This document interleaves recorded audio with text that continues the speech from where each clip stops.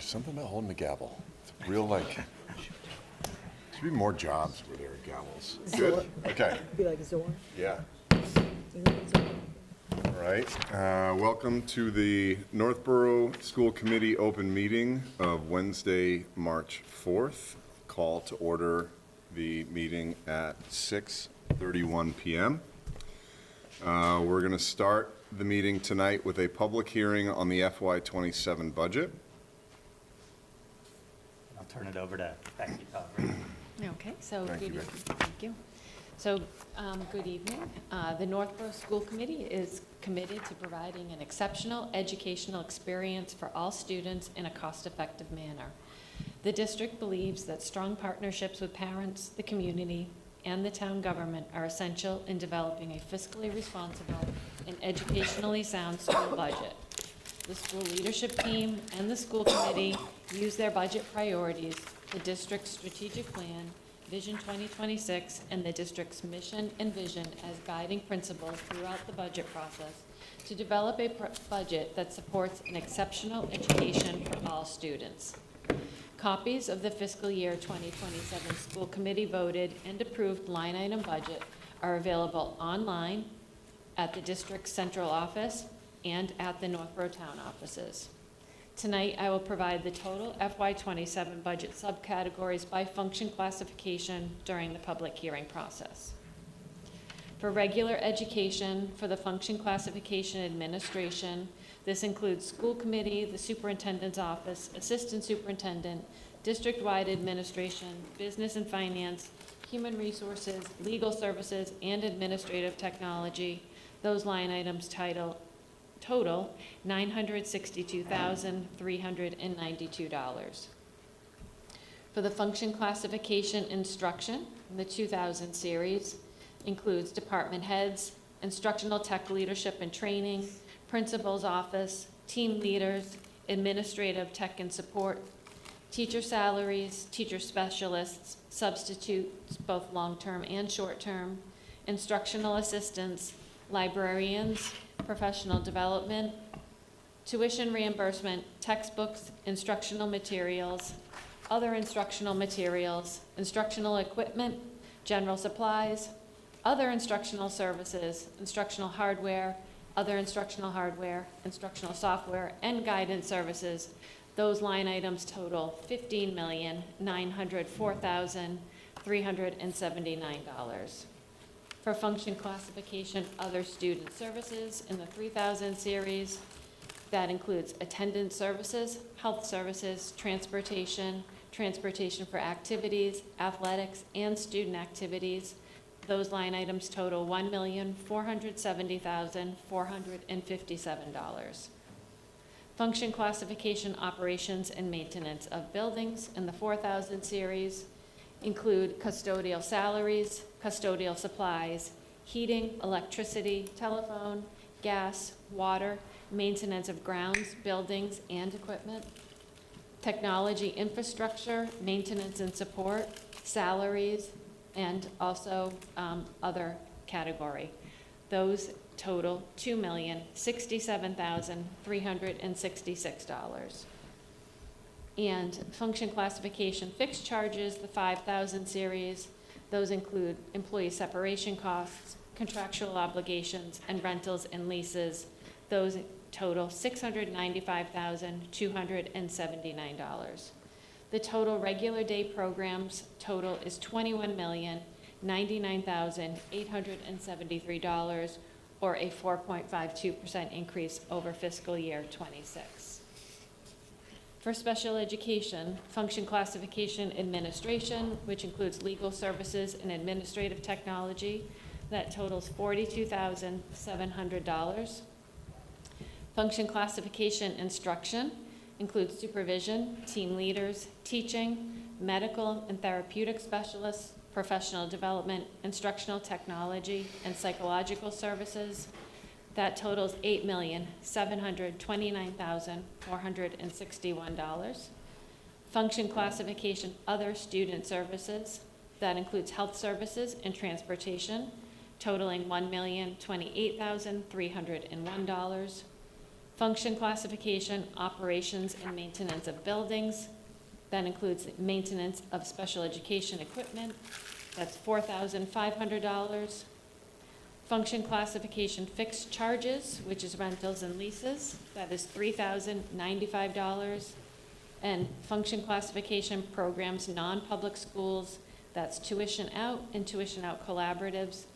Those total $1,168,911 for a total special education budget of $10,976,968, or an 11.97% increase over fiscal year '26. The total fiscal year 2027 operational budget is $32,076,841, and this represents an overall increase of $2,086,899, or 6.96% increase over fiscal year '26. Thank you, Rebecca. Kelly? I just had a couple questions and notes to make about the budget. My first one is about the school committee, $14,240. I just want, I mean, that's not in any of our pockets, so I just want. Correct. to So those explain are what that- expenses that are related to the school committee. One of them includes the fiscal audit of our end-of-year report that we submit to DESE. It also includes expenses for a school committee secretary, somebody if we had to pay to have the minutes done. And then we also have dues and miscellaneous expenses, so those are some of the organizations that the school committee belongs to. Okay, great. The long-term subs and the short-term subs this year, 620% increase for the long-term. Are we not, is that for like a year placement? And it's, So those would, long-term subs, the classification that DESE uses is anything over a 30-day assignment. So if a teacher goes out on a leave of absence and we are paying for someone to cover for that leave of absence, those expenses would go into that category. Previously, those funds had been in the teacher line item, but because we are required to break it out as part of the end-of-year report, we've been trying to make sure that we're putting them in the correct DESE classification. So that's why it is now in that line item. and so it's not necessarily a 620% increase, it's just a matter of, it's that percentage Correct. because of the new placement. Yes, and when we had broken it out, we had put money in there as a placeholder, but we were tracking we've been tracking over the past 2 years, and now we feel that we have a better sense of what those costs are. Athletics was another one that increased a lot. Is that, That was due to some changes with the collective bargaining agreement. okay. And then I noticed that the electricity stayed the same. Is that due to the savings from solar? That is Or- something that we are anticipating some savings with our solar, yes. Yeah. Great. And then contractual obligations, is that just, again, moving line items? So that is, It doesn't- it since we wasn't- are in a contract negotiation year, as part of the negotiations, we put all of the increases into one line until we've settled all of the contracts. Okay. Great. Kristen? Okay, Okay? thank you. Joan? Joan? Yes. Do you want comments or questions now during the public hearing, or would you prefer that we wait until we get it further into our budget under an agenda item? You can ask questions. Your call, Joan. I mean, as a chair, I don't have, Okay. yeah, your call. Okay, all right. Becky, this is and Greg and Keith, this is a hard question. You said that our budget is a 6.96% increase over last year. The town was asking us to bring in the budgets at 2.99%. What is the outlook for, since this is over the percent increase, are we looking to put this into an override? Or do you think there'll be more budget help or grants or some means coming in that could get that lowered? What are we facing? So we have been communicating with the town, and it is our understanding that the town is not in an override situation, that they have been able to find some solutions at the town level, so that this would not require an override vote for fiscal year '27. So the town government would be accepting our 6.96% increase? So I would just comment that I think the boards and committees are still finalizing the final budget for FY '27. I know Jason Little's still meeting with appropriations, financial planning committee and the select board. So we are expecting more information around where the budgets are with all departments combined into that budget. Our initial conversations, as Becky shared, kind of lean toward not having an override, but I don't think that is a definite decision at this point. And Greg, I would echo that because, I mean, we have 6 weeks until, at least until we have town meeting, and I know that all the town boards meet at Algonquin before even the appointed time to begin the town meeting. So there has always been some changes or additions that have been made at that time if something comes up. So I just wanted to have that question answered, seeing, and I appreciate all the help and the coordination and cooperation going between the town boards. I know this is not easy. This is a lean budget. We still have teachers that are not going to be added on to this budget. There's going to be decrease in teachers. So I know that this is very lean. We're facing the increases that everybody is getting, even as of today, the increase in gas prices, which is going to affect everything on our buses, even for next year. So I appreciate all the hard work, Greg, that you, Becky, and your administrative staff has been working on to give our kids the best education that they can get, and making sure that every dollar that you're putting towards education is going to the utmost to the students and to our staff. So I really appreciate everything that you're doing. Thank you. Thank you, John. So at this time, this is outside of audience sharing for the public hearing on the '27 budget. If there's anybody who would like to speak from the community on that? Sure. Not on the budget? Okay. If we don't have anything on the budget, I'll move on to, yep, pretty quiet on the budget. We'll move on to recognition. You just and have to then- close out the public hearing. Oh, okay. So do I need to take? No, I just have to say we close the public hearing. All right, we will then close the public hearing at 6:43 PM. Then we'll move on to the next agenda item, which is recognition of the Proctor Elementary School. Sure, so I'll ask Principal Mahoney to join me.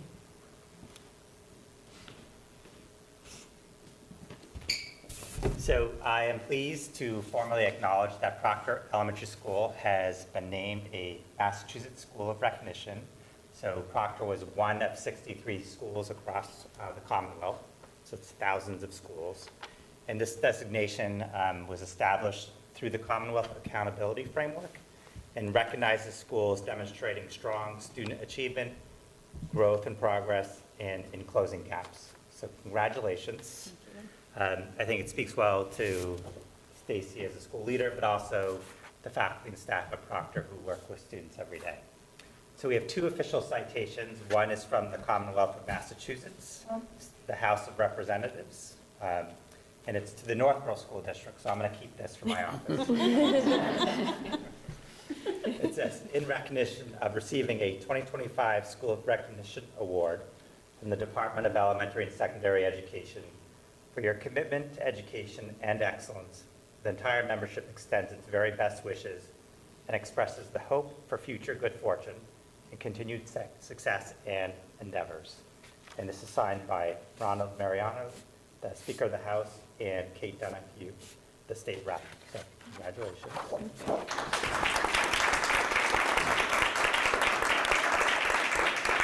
And the second citation is from the State Senate, and this is in recognition. I won't repeat the same exact language. And it says being named a 2025 School of Recognition and it is signed by President of the Senate, Karen Spilka, Clerk of the Senate, Michael D. Hurley, and the State Senator, Robin K. Kennedy. So,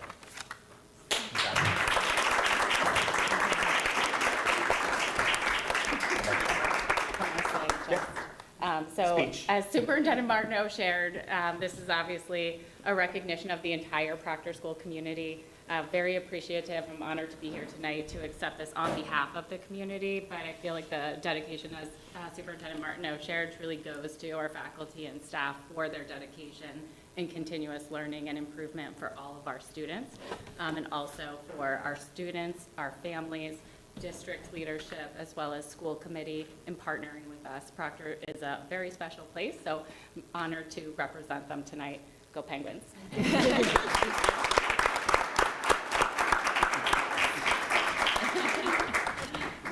Waddles. You were too. Go Waddles. That's just wonderful. Principal Mahoney, really great stuff to the whole community. Really good stuff. Okay. We can now move into our audience sharing part of the evening. Given some of the topics on the agenda for tonight, just as a preference, we'll keep the sharing to about 3 minutes. And just so you know, we won't be able to respond in any form or fashion, but here to listen and take into consideration for sure. Where would we like folks to come? This first chair up, this microphone here, if anybody would like to engage with the audience sharing, please, yeah. If you just sit at the table. Yeah. There's a little It'll find thing on the, Thank you. Thank you to the school board and committee for the opportunity to present to you tonight. My name is sorry, what am I supposed to do? Kelly's flagging me for protocol. Name and address, if you don't mind. Oh, Jessica Miller, 62 Winter Street. Thank you very much. I was going to add my name next, but. I thought she was coming, it was coming, yeah, it was coming. It's the address Sorry. that people always forget. True. I have 3 kids. My oldest has gone through the system and is a freshman at UNH. I currently have a sophomore at the high school and a 7th grader at middle school, or at Millikan. I'm appealing to you tonight to consider a reevaluation of the required school supply list, particularly for the middle school and high school. I realize the high school isn't part of this committee, but in this case, it would apply to middle school. In an effort to reduce the weight of our children's backpacks and the negative effects it has on their growing bodies. For reference, I've been a yoga instructor for 18 years with many hours of continuing education in the fields of anatomy and biomechanics. When I drop my kids off at school, I watch the kids walking into the building in pretty much a bent position, similar to an upside-down L. On average, between the ages of 11 and 18, the percentage of spinal growth is approximately 25% of its final adult length, 25%. Research shows that carrying excessive weight in backpacks can lead to chronic back pain, poor posture, and long-term spinal issues. The American Academy of Pediatrics recommends that a child's backpack should not exceed 10 to 15% of their body weight, yet many children carry much more. This, in addition to the amount of time they sit in a 90-90 position in seats throughout the day, as well as the fact that at the young age of 11, our middle schoolers lose recess, access to jungle gym equipment, which continues to strengthen their bodies, and it is negatively affecting the health of our children's growing spines. Lockers are not a solution. Not only will the kids not use them, apparently they became uncool at some point, and we all know middle and high school kids want to keep their backpacks with them during the day. But the school, not only that, but the school does not allow time for them to use their lockers anymore, so it's really not even an option. Some teachers create space for kids to keep things in the classrooms, but not everyone takes advantage of this option. Maybe it's not a requirement, and not all teachers do that. While kids do need to learn how to manage their materials and regularly refresh their backpacks, let's face it, they don't, and unless teachers or parents are telling them to do it, on average, it's not going to happen. Then there's the cost of school supplies to consider. The average cost of school supplies for the average family in our combined school district is $75 to $250 per child per year. Of course, this might depend on grade level, if there's a digital purchase, backpack, etc. Binders, as well as multiple notebooks and folders per class, are not only costly, but they are significantly contributing to the weight of our backpacks. On December 10th of last year, I did send an email to you and some other members of the board. I understand you're busy, so I took it upon myself to start a petition, and I put it out to the community, and I was met with very enthusiastic support. To date, I've received approximately 170 signatures in favor of this issue. I have a copy of the petition if you would like it. Every child's using a laptop. The adult world is a largely digital and paperless world. I'm in favor of a notebook or planner to organize to-do lists and manage homework assignments, but please reevaluate and ask teachers to consider alternatives to the requirement for school supplies, particularly multiple binders and folders. Not only will this reduce costs for families, but it will lighten the load on our children's backs. To quote Socrates, the body serves as the fundamental basis of oneself. Developing a healthy and strong physical foundation provides the necessary support for greater personal achievement. Thank you for your time and consideration. And I have a copy of the petition if you would like it. Thank you very much. I'll leave it here.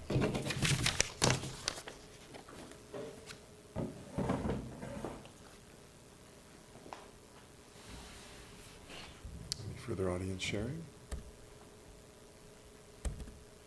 Okay, seeing none, we'll move on to new business. We've got principals reports. Principal Bell, welcome.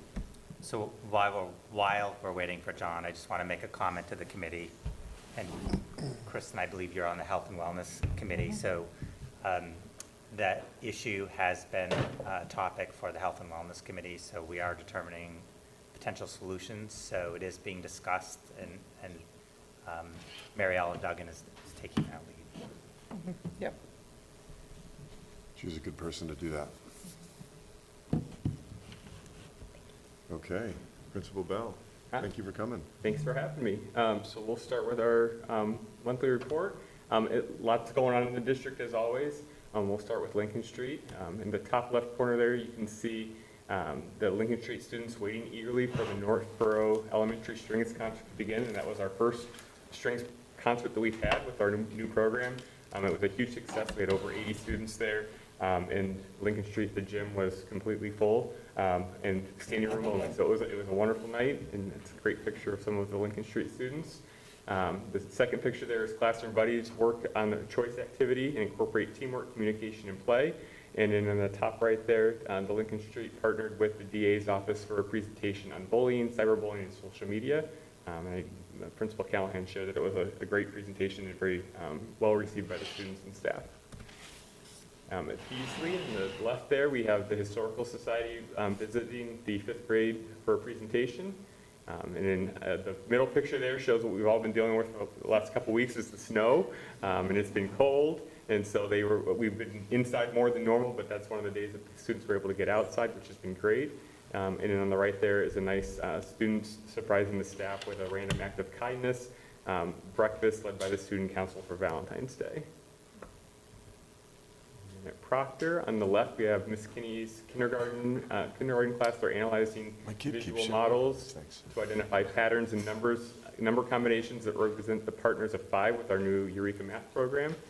The top picture there is our 1st grade bucket fillers led the February whole school penguin huddle with a focus on kindness and taking care of each other the penguin way. And on the right there, we have the penguins celebrating the 100th day of school, which is always it's a big deal in the elementary school, so that was a fun day. A couple weeks ago. And at the Z School, on the left, our drama club, they showed off their amazing acting and singing talents at their show of The Pirates. And Mr. Arnold led a wonderful program there. In the middle, our 4th graders did a research project on Washington, D.C., and they each presented their projects to the families and students last week. And on the right, there's another picture of the whole group at the Strings concert a couple weeks ago. You can see how full the gym is there. And finally, Melican, in the top left, students work together on their social studies learning task. On the bottom left, the 7th graders engaged in musical bingo during lunch. On the top right, they had an annual student-faculty basketball game, which was a huge success. And in the lower right, the specialist teachers met with support staff And they do that weekly to collaborate about supporting their students. And that is some of what's going on in the district. I think the student-faculty game was a huge success. Very much an event I look forward to now annually. That is a lot of fun. Oh, you gotta be on the school committee to I know. play. It's well worth it. It's like, And who won? incentive.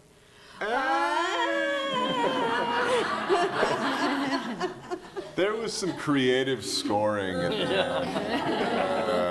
I recommended that next year maybe a staff also co-runs the scoreboard. versus It's actually just the hilarious to student. look up and be like, that's not right. That's not right.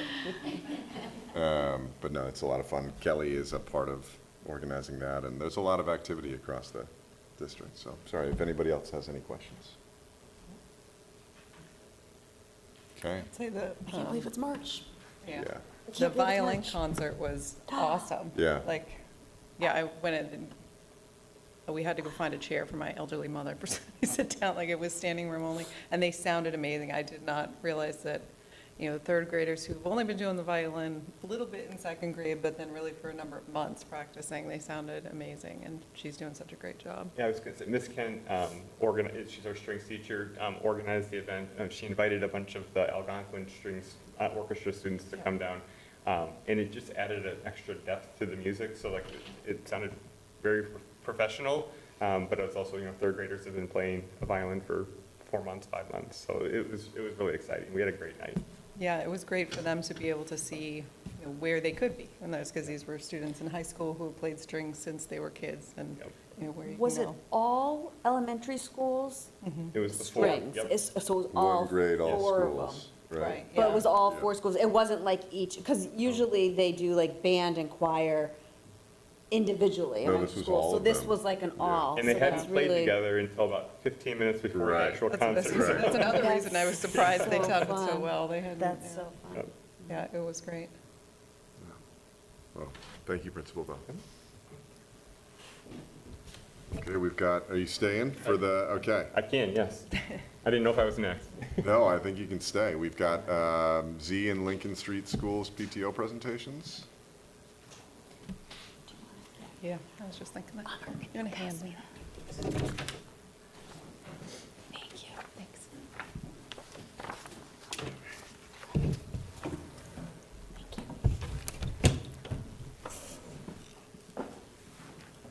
All right. Hello, everybody. My name is Amar. I'm Ann Boyden. Thanks for having us And back. Thank you for Two having us. previous We're- nativity parents. Yeah, I'm just gonna yeah, say, yeah. I taught both, all three kids, 2 and 1. We're the PTO co-chairs. That picture of Z is from one of the family days, taken from the top of the roof of Z. Never had a chance to go visit it, but it was great. It looks so green. Yes, it does. Feels like envy right now. So who are we? Like I said, we are the co-chairs. This is our second year. We got to present last year, and unfortunately, this is our last year, 2 years stint for us, and coming in will be Fitz, who's back there, and Kelly. We've got a great set of parents who are involved in all activities as part of the PTO, from running enrichments to restaurant nights, appreciating staff, publicity, and our former advisor, our former co-chair and advisor, Betsy. Next slide. So what are the goals of the ZPTO? We bring quality programming to enhance student learning and experiences. We support our amazing staff through appreciation events and provide them with the tools they need to meet their education goals. We plan fun events and bring the Z community together. And we strive to support the strong relationship between Z teachers, administrators, staff, and families. So to do all of that, what do we do? Of course, we need to raise funds. That's the first important thing. And with those funds, we then provide enrichment events, academic and classroom grants, community and spirit events, and staff and teacher appreciation. So let me go into fundraisers first. So As part of fundraising, we continue to focus on fewer fundraisers that have a larger impact. Our first fundraiser is a fall event that supports healthy lifestyle. It's the Fun Run. This is something that happens in October. There, our goal is to raise about $10,000. And then our second event is a spring event, which is a full community event where it's called Kids Fest, and our goal over there is to raise about $8,000. We do have other fundraisers, such as restaurant nights, Bay State Textiles, Spirit Wear, Penguin, but those are much smaller. But these are the two biggest fundraisers that we have. Next slide. So if you look at how, where our funds are coming from, we have a healthy target of about $22K per year. 80% of that comes in from these two important events. So we target that, and there's a small fraction that comes from the others. And using these funds, we see how we distribute it. That's the next slide. So about 80% of what we raise goes into academic grants, classroom grants, enrichment, fully funded field trips for all of our students, staff appreciation, and student aid. So that gives us a yearly spending of about $25K. Next slide. So a little bit about our fundraiser, the Fun Run. Our goal this year, our goal was, again, to fully fund field trips. We had a new goal this year was to provide a cafeteria projection system, which you'll hear more about later, and then provide enrichment programs. As part of our field trips, we go out for all the schools, grades go to different events. That's what there is. To make this a fun event, besides, if you go to the next slide, we have several incentives for the school. Sorry, previous slide. So if you raise about $5,000, you get the whole school gets a pajama party. $7,500, you get a whole school gets outdoor recess. And the biggest thing of all, if we reach this 10K goal, we get to spray Mr. Bell, Principal Bell, with silly string, right? So if you go to the next slide. As part of our fund run, this is something that I had brought up last year, right? I mean, our goal when we're raising funds is to ensure that the majority of the funds stays with the school and is not paid to third-party fundraising websites. So we reused the platform from last year, which was called Volley. It enabled us to save over $1,500, and it had zero setup fees. All we ended up doing was incurring credit card fees with that. This year, we raised over $11,000, right? And of course, as part of that, guess what? We got to celebrate by silly stringing Principal Bell. So next slide. Okay, so how did the fun run day look like? It was a beautiful day, right? I mean, school spirit was there, Stripes was in presence, there was camaraderie everywhere, friendly competition. The students and the teachers all got a chance to participate and have a whole lot of fun. So now that the fun, all of the grades ended up doing their runs, and now there's the main event of how do we set up Mr. Bell to actually be silly string, right? So must thank all of the amazing parent volunteers that came in. I mean, we've got over 200 cans of silly string that need to be prepared, right? So I wish I had that picture where we saw all of these teachers or parents basically shaking the cans to get them prepped, right? And after that was done, Mr. Bell came out in his, what was the costume? It was a hazmat suit. In his hazmat suit. So if you go on to the next slide, right? There's Mr. Bell sitting in a hazmat suit. We've got each grade lined up on all sides, right? And they had, 30 seconds or 1 minute to spray. Not everybody, the kids, could get all of that silly string out of them, right? So here are some glimpses of Mr. Bell getting sprayed. There's another one, right? Even the teachers got the chance, right? I mean, right? So in the end, what do you think it looks like with over 200 cans of silly string on Mr. Bell, right? Go on to the next slide. There we are, right? That's Mr. Bell, right? With the two of us, right? I mean, this man has been awesome, right? I mean, for the past 2 years, he's gotten water balloons thrown at him, right? I mean, I think he was tired of water balloons this year, right? And he was like, Silly I want something different, right? You were So- meditating. We're going back to Right, water so- balloons. So for that, I think best principal ever, right, Mr. Brown, right? Right, so that's our fun run. If you go into the next slide, right, I mean, so our next, so since the Kids Fest fundraiser is a spring event, I'm talking about what we did last spring. Again, like I said, this is a full community on event. We've got local sponsors who are donating. We've got high school volunteers that are coming in and helping out with the kids. We have the Ullman Strike. This is one of, we get most of our fundraising over here through selling tickets and a silent auction where the local community donates events that we are auctioning off. So favorite of our families, if you go on to the next slide, we have raffle baskets, and of course, no inflatables. I wonder whose idea that was, but no inflatables. But overall, we raised close to $9,000 over there. So a great event on how we go about doing the fundraising now, and we'll talk about how we spend it.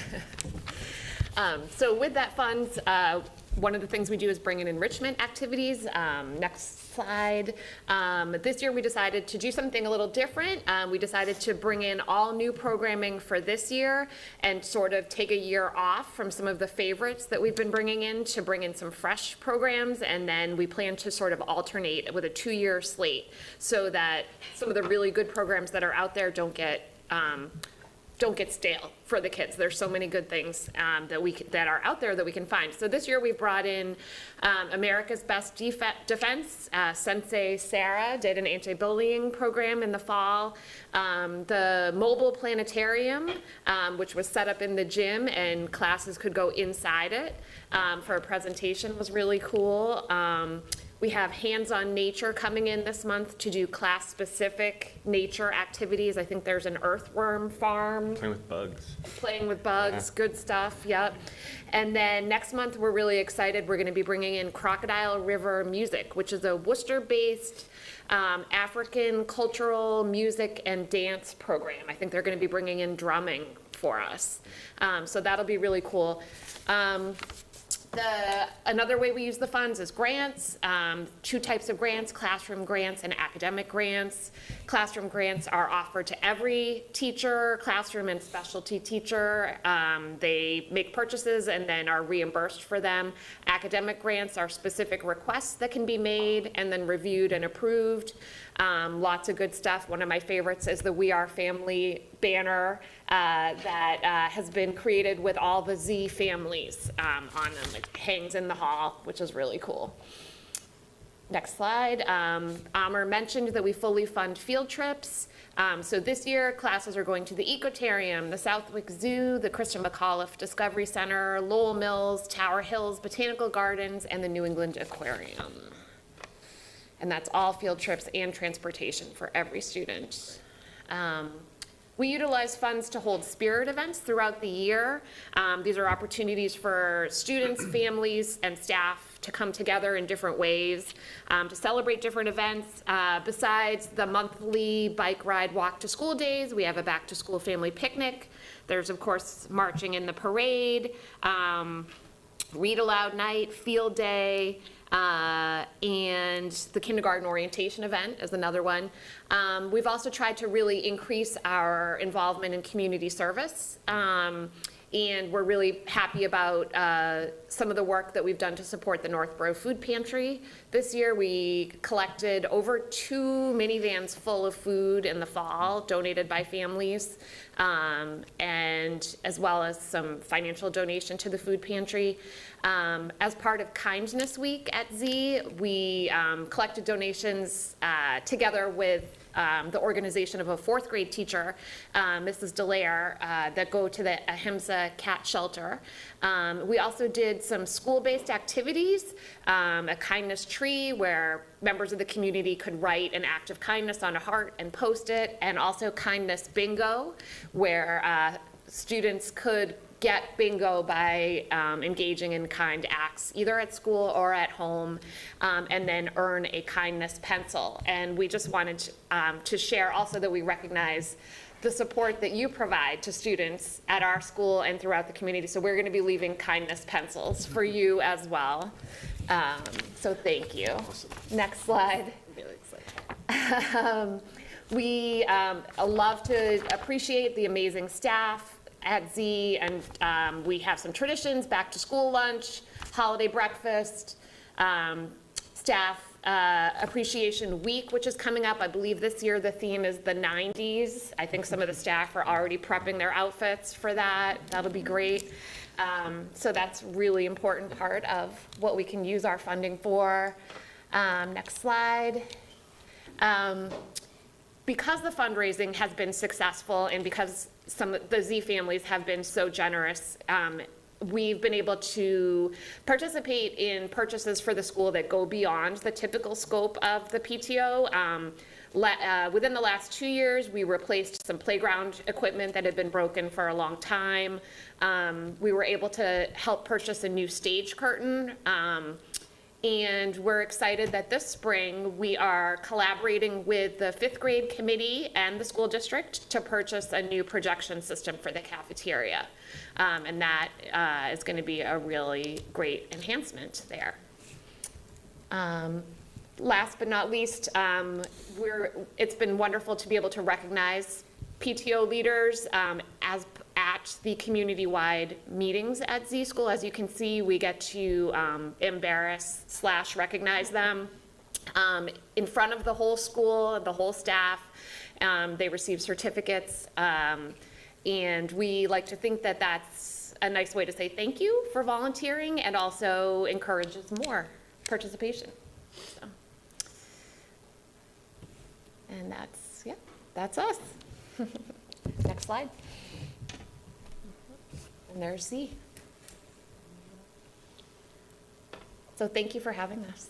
Thank Really you. appreciate it. Kelly, please. I love everything that you guys do at your school. I think it's always so fun to hear about everything.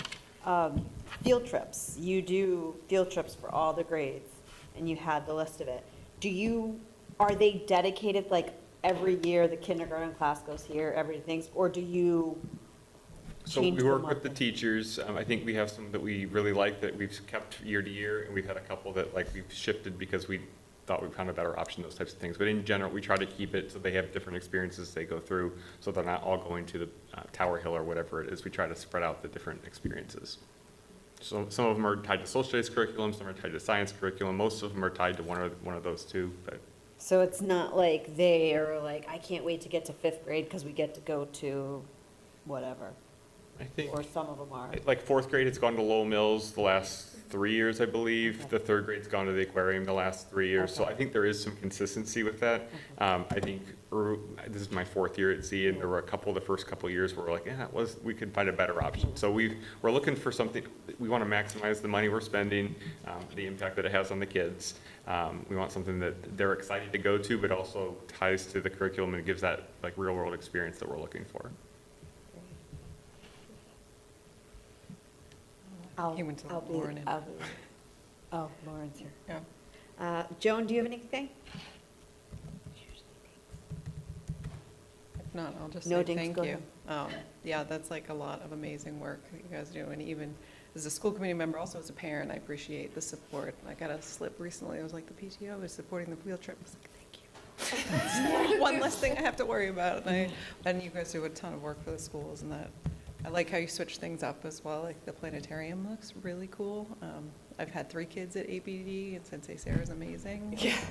And there were a couple kids from Z in the class, when they said they were going, they were like, that's my school, we're gonna see you there. Yeah. They were very excited about that, so just a huge thank you for everything you do for the school and the kids. We're so glad to do it. Yeah. And then on behalf of the district, thank you. I think what impresses me most is how the PTOs bring joy to our schools. So thank you for your hard work and dedication.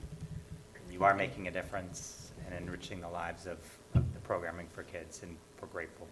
Yeah. Well, we're glad that our children are having this wonderful experience here in this community, so thank you. I'm going to leave the kindness pencil. Oh, Thank please. you.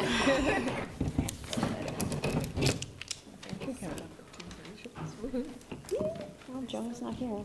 So you should use Joan. I mean, just keep it away from my kids so they don't steal. Yeah. Right. Hello, Lincoln Street. I'm just saying, I got another preschool parent here. I want to second the strings concert, by the way. I have a third grader, and I thought it was so cool to have all 4 grades there. I didn't expect to be as amazed, but it was really cool to see her with peers that she does other activities with and know they'll all be at Melican together. So I left that night so happy, and I thought it was such a magical thing.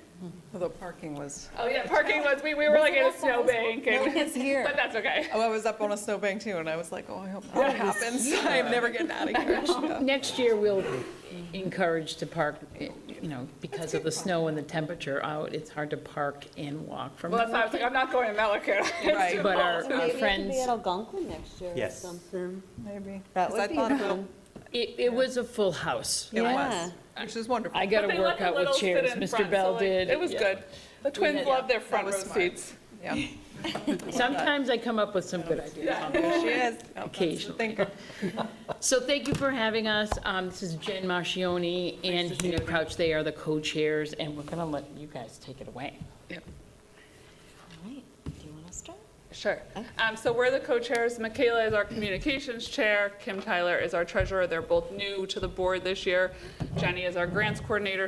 This is her last year. She has, her 5th grader is moving on. And then our book fair co-chairs are busy at work because our book fair is next week, Jacqueline and Nicole. The role of the Lincoln Street PTO is a combination of our students, our parents and guardians, our community, and our teachers, and Ms. A Kelly. wonderful leader. Speaking of field trips, I have 2 twins in kindergarten, and their first field trip is next week. And when they got their permission slip a week ago, it was excitement in the house. They're seeing Dr. Seuss' Cat in the Hat at Hanover, I think next week or the week after. First grade is also going to Hanover for another show. Second grade also going to Hanover to see Ada Twist. Third grade's going to the Concord Museum, which my 3rd grader is excited about. 4th grade is going to Boston Tea Party, and 5th grade is going to the USS Constitution. I'm a 5th grade teacher, so I wish I could go on that field trip with them. That sounds pretty fun. So field trips. And that one, back to your question, Kelly, that is a time-honored, that's typically where the 5th grade goes. get to go. They make it a full day. We get the big Fox coach buses to go in style, as, a special treat for the 5th graders. On the Go to mountain. Boston and. They just and think it's the that's- coolest thing to be in Boston. Yeah. Like, they're going to Boston. So, That's great. And it's where, in 5th grade, that's where we're teaching, the history is all in Boston. So it's so cool that we live here and they get to go and see it. Yeah, my 5th grader enjoyed that quite a bit. He still talks about it and wants to bring all of us back. this year, we have significantly increased our enrichment budget. Which is so exciting. It was so exciting. We're just trying to allow for more assemblies, classroom programs, special experiences, and we've brought in more whole school enrichment. We're working with Ms. King to bring a author in to have an assembly with the kids about, how a book comes to life. So we're very excited about that. It was something that was really a priority to us to try to figure out our budget and how we can move things, shift things so that we can provide more enrichment for the kids. All of the Lincoln Street kids can beatbox now. They had a presenter last Yeah. week. So if you want to hear it, my daughter's been doing it all weekend. So come on down to Lincoln Street. Yep. It was amazing. I did not know, I didn't know the presenter. Sonic Spaceship, we have passed on the name to our other principal colleagues. And the presentation, especially after being indoor recess and having a couple days off of the snow, it was like controlled chaos, I guess, is the way. It was just every child was in here just dancing, and Dr. Coakley shared the same experience in the afternoon with Sonic Spaceship, and their children also loved the experience, so it was really fantastic. And at dance that afternoon, all 4 schools, there's kids there, but the Peasley kids were talking about it at Lincoln Street. They're like, oh my God, they were at our school today too. So it was so cool, the excitement. Some of the grade level enrichment programs, kindergarten has a liquid and solids. First grade is about sound, so we're really focusing on the science standards. Second grade, physical change of matter. Third grade came yesterday, weather and climate. My daughter, it was all she talked about last night. She loved, they did a project where they had to build, I forget exactly what it was, but she loved it. Fourth grade, earth science, and fifth grade, chemistry. So those are some pictures from different enrichment. All school enrichment, as I said, we're trying to bring in some whole school assemblies and programs that everyone can benefit from. So we have BMX coming on April 16th. He does a presentation with the bikes, and it's about anti-bullying and stuff like that.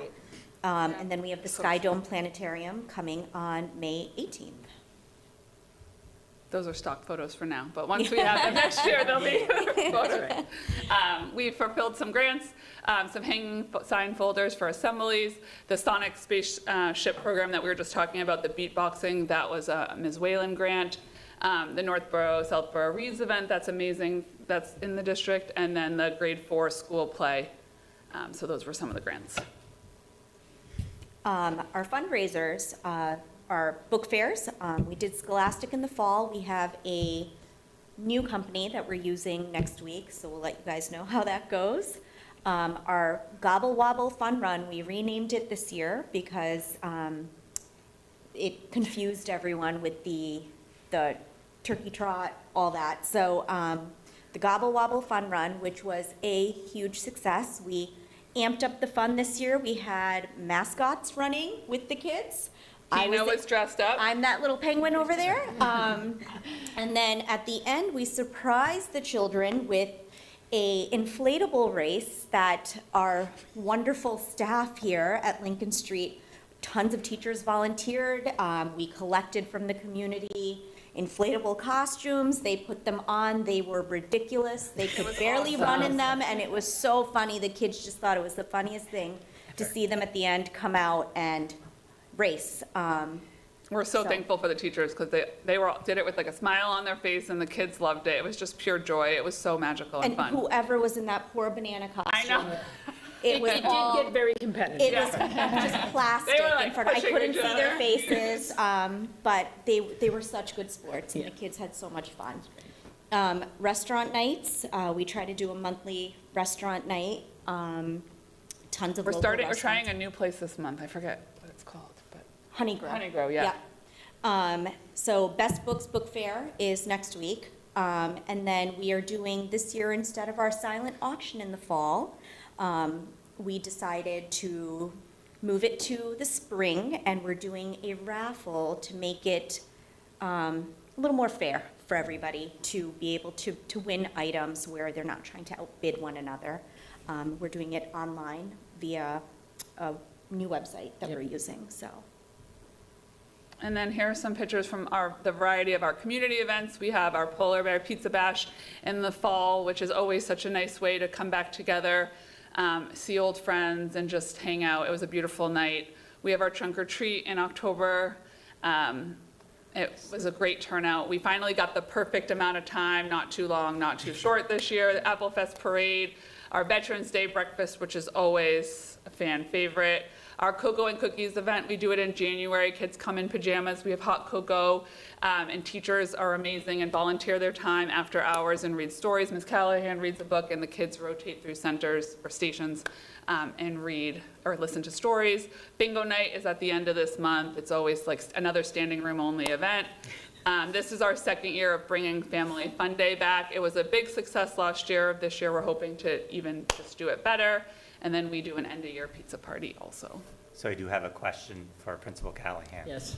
Slime or silly string? Oh, you'll find out. Just You're wait, about to just wait. find out. Yeah. I mean, they're good over there. They're good over there at Z. For Mr. Bell, that could be an option. I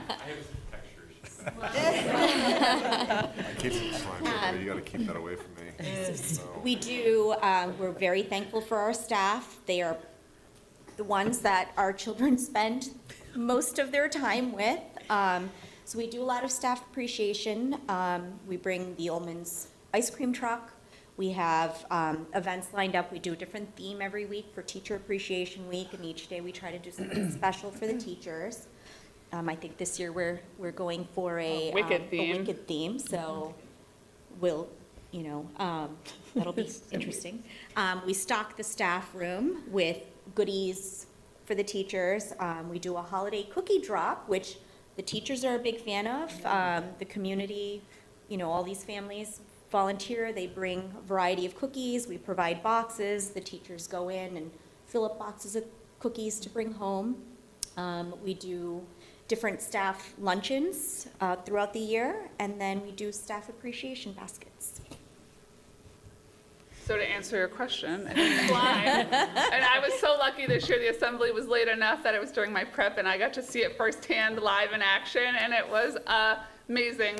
How many teachers? Six? Six. I think it was six this year, teachers yeah. in Ms. Callahan, and the winning classes got to help slime them, and it was just so much fun. It was a lot of slime. It was a lot of A slime. lot of slime. It's a lot of But this you make making the the slime. slime? Yeah. Yeah, Oh, we yes. make The the parents slime. make the It's a slime. whole process.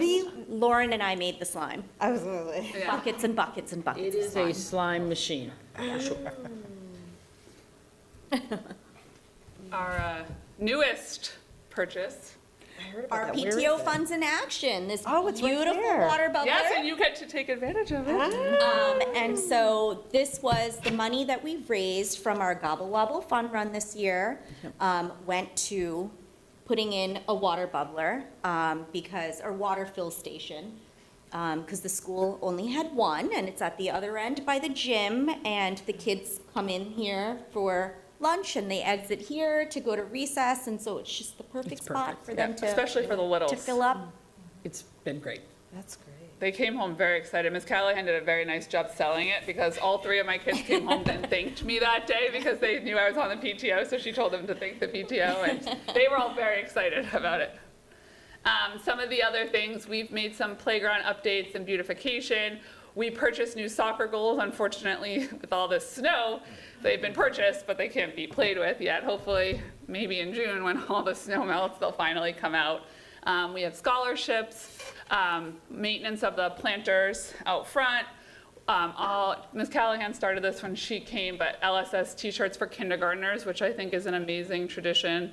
And then vouchers for students at the book fair so everyone can get a book. And then we had our wonderful treasurer put together a little pie chart. Numbers are not my thing. I'm an ELA teacher. But this is a little bit of how we have put our money to. It's a very fine print. Yeah. I couldn't see it. And then we're excited to finish the year strong.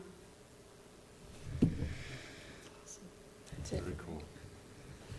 Thank you, guys. Thank you so much. Comments from the committee? Oh, Joni. Joan? Joan, you're up.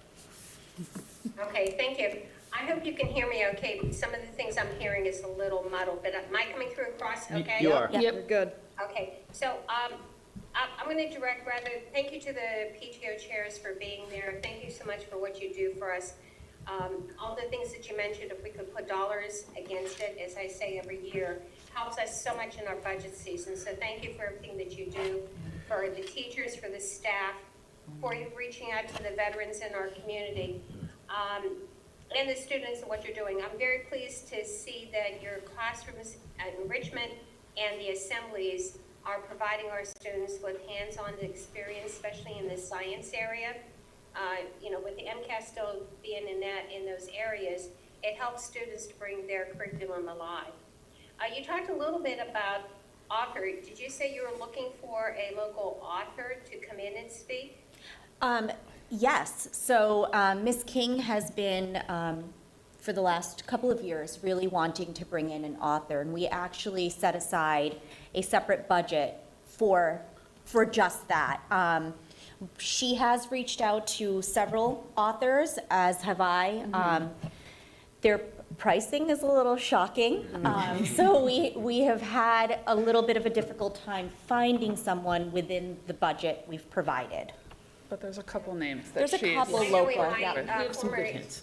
experience as a teacher, we had, he's now passed away, that was Andrew Clements. He Oh, lived yes. in Westborough, the author of Frindle, and he came to our classes in Hopkinton. He was with no cost, and the kids were so excited to have the author come in and to hear how he writes the books, how he wrote the books, and how he had a little shed in Westborough that he would do.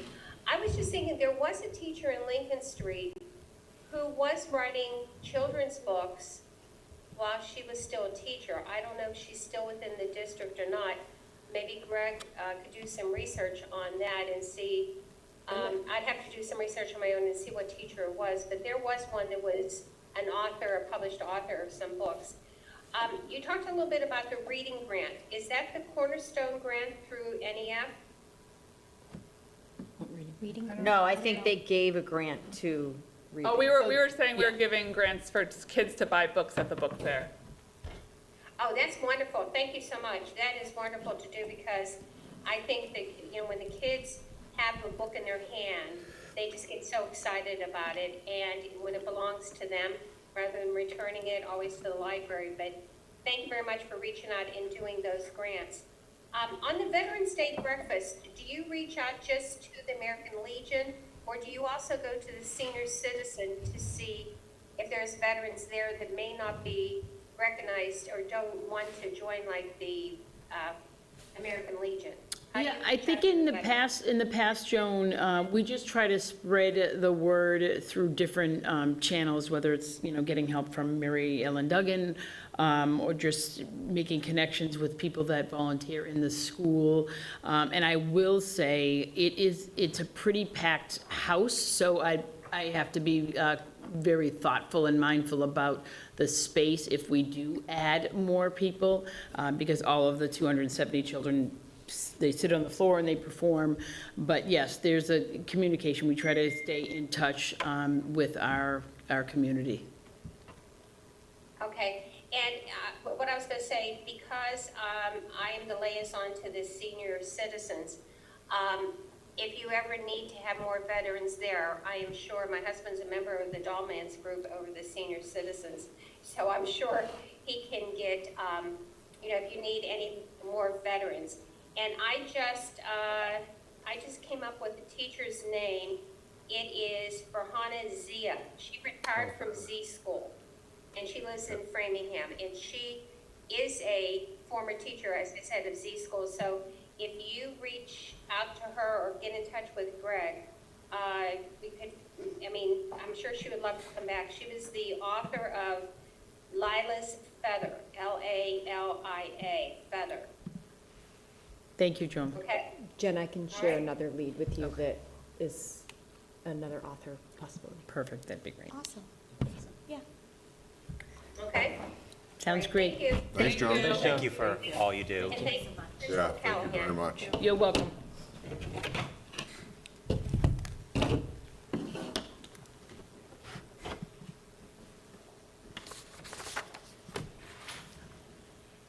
Okay, we've got presentation on mathematics. Ms. Lizzo. Fun going. Yeah, for sure. Right? Hi, everyone. Oh, I get a little name tag, too. I'm Kathy Lazat. I'm the math coordinator for Northborough and Southborough K-5, so I work with just the elementary schools. And we're here just, I'm here just to talk to you a little bit about Eureka Math Squared. It's our new program. So Steph is my slide director here, so I appreciate that. We are in the last phase of our curriculum and instructional review, where we are implementing fully our, from K-5, every classroom in Northborough is using Eureka Math Squared.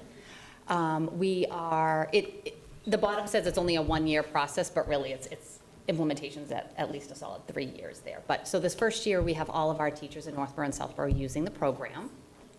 Our focus this year, I'll start here. Just what is Eureka Math in case, I know I did a presentation last spring when we were looking into it, but we switched programs to focus on one that really had a basis in conceptual understanding. It uses a model called concrete pictorial abstract. So there's a lot of manipulatives and a lot of hands-on that children use, and then they go to represent things in a pictorial way till they get to the abstract way. And so it's really focusing on the why you operate the way you do with numbers and how numbers work together and their relationships, more systematically than we have done in the past with some of our other programs. And it's called The Story of Units. So it's really about concepts and language and models and how they develop over time. and thinking about mathematics as, a discipline of connected ideas as opposed to like just separate skills that they learn.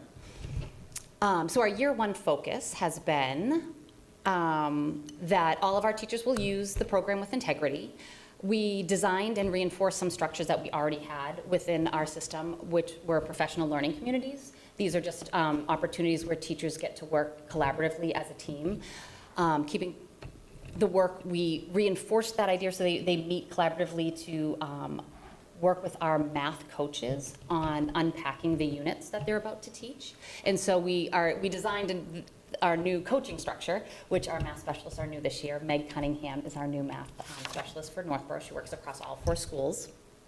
And a big part of that role is her working, basically meeting with all the teachers, unpacking some of the mathematics with them, and that's really the professional development that they're getting. It's ongoing, it's job embedded, as opposed to just having maybe, the professional development day in March that they would get an opportunity to learn about math. This is ongoing. So every other week, Meg or myself are meeting with teachers to kind of go through the new program and help them with that. And then one of our priorities was family communication. So we hosted 2 family nights, one in Northborough, one in Southborough, but it was open to either communities that could come. We did it on 2 different nights, 2 different weeks, a little bit different time frame so that anyone could come. We had a great turnout, about 25 families at each event. And another focus for the family communication is I've been working with Selvi Oyola, the multilingual language department head, and her amazing assistant Rosa, to translate all of the family letters that come with this program into 7 different languages so that we have this information that we can give out to families for every grade level. So it's been quite the task, and they have done an outstanding job helping with that so we can keep our families informed in what students are learning in math.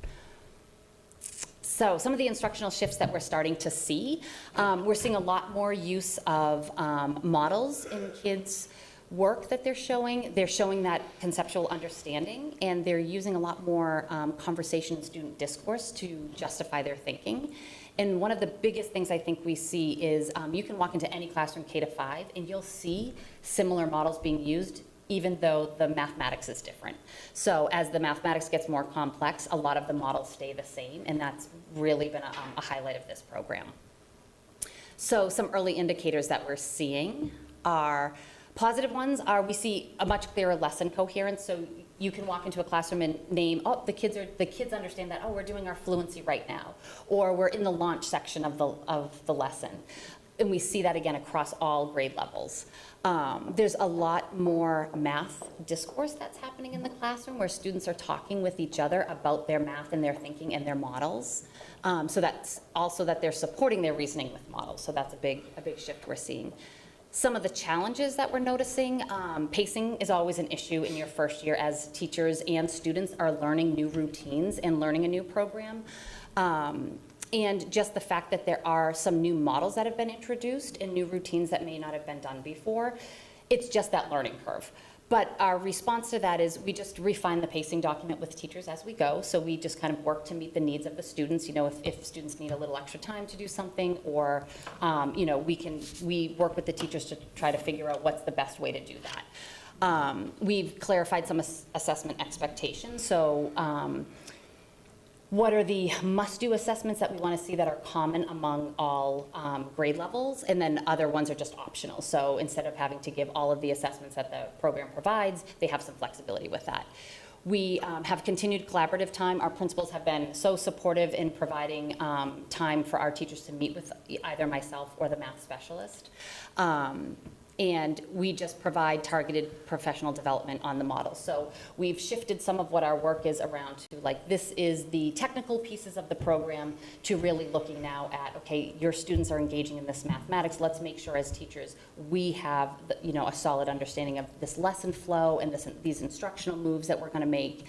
So we've just been able to make those shifts because we have the math specialist available to teachers. It's been a really nice way to be able to give teachers professional development almost on the spot or on demand, as opposed to saying, oh, we have this coming up, or it's months away, but we'll focus on this. That's been a real key to help us responding to some of the challenges.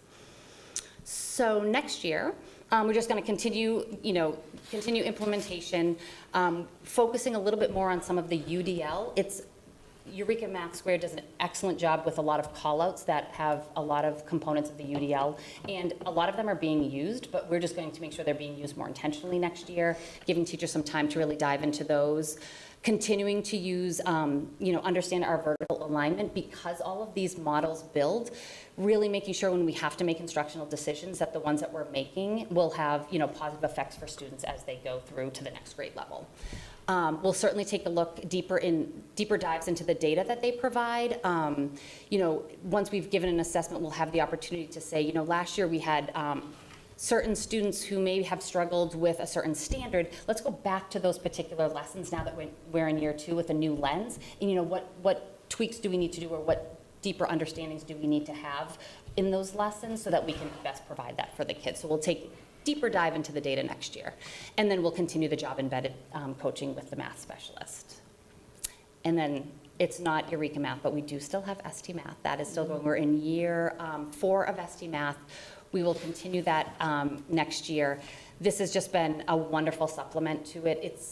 They're great. They actually have been able to align the students' journey on ST Math with Eureka Math Squared.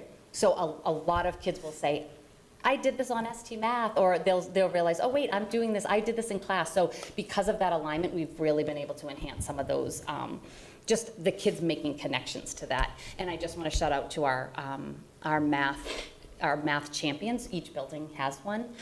This is Jill Iacone here from Proctor School. The focus for ST Math this year has been about what is the math in the puzzles. So making sure that students are able to make a connection to what they're doing on the computer to the actual mathematics that they're either doing in their classroom or that they're doing, in what are connections to real life mathematics. And our champions are really taking a lead on that and doing an excellent job. So it's awesome. I know I sped through that, but I feel like some of it was repetitive from last year, so I didn't want to. It's a lot. It is a lot. Yeah, Kelly, please. So I have a question. So last year, the Eureka Math, remind me, was it just piloted with a few grades? We had a representative from every grade level K to 5 and at least one team in every school. Okay. So, yes. Yep.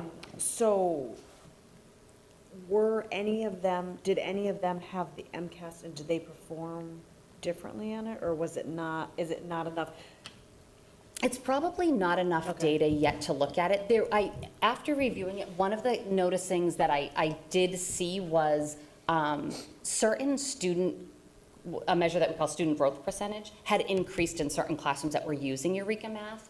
Across the board, I don't know that statistically speaking, we saw a significant difference yet, but there were noticings of the student growth that was happening.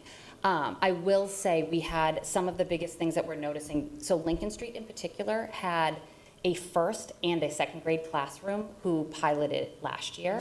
So now they're in year 2. So we have this one particular grade where their students last year had Eureka Math, and the teacher is in their second year teaching it. And reporting from those 2 teachers that have done it and seeing the kids now having the program for a full year and seeing it in the second year and their confidence in teaching it in the second year has been wonderful. They are saying the understanding kids are having, the number sense that they're developing has been something that they have not felt or seen as deeply in the past. Kids were developing number sense. It was just always just kind of not as systematic as they're seeing it now. And I think that's the biggest shift we're seeing. So that's a really unique situation that we have here at Lincoln Street that has been really helpful, having our early adopters. And our early adopters have been really helpful in just helping us set the course for, what did we need to expect in year 1, which, again, pacing. We knew that pacing can be hard the first year. As you're getting to learn the lessons, sometimes a lesson in a book is written for one class period, but when you go to teach it, you realize, this might take me more than one class period. And, we learned from our early adopters that there were certain tips that they were giving us to say, hey, when everyone goes out and teaches it next year, here's some ideas to have, here's some things we can do to try to keep more people on pace, and that's been a huge help this year. Pacing was still a challenge, but we also had people in the building who could say, just trust the process, because that's the hardest thing is that, oftentimes teachers have confidence in what it is that they're teaching. And don't worry, if kids don't know it in this moment, it's okay. It will come back. Or we're going to build on that understanding later. And when you don't know the program, it can be hard to do. So it's nice to have a group of teachers that can say, you know what, nope, we did it last year. Trust the process. This is helpful. This will come back around. They do get the review they need. So that's been great. That's okay. Joan? Thank you. Thank you for the presentation and saying that you're in year 1 in this new math program. Kathy, did I hear correctly that you mentioned something about the mathematics program has ability to be in 7 different languages? So we have, each grade level has 6 modules, and in each module, there's a number of different topics. And each topic has a letter that goes home to family, and it explains basically what is the math that they're going to learn in the next couple of lessons. So there's a lot. So in one module, that could be 6 letters that go home to a family, and our Selvi has worked to translate all of those letters into 7 different languages for our families. So it's not that the whole entire program has been translated, it's just the communication that we have with the families.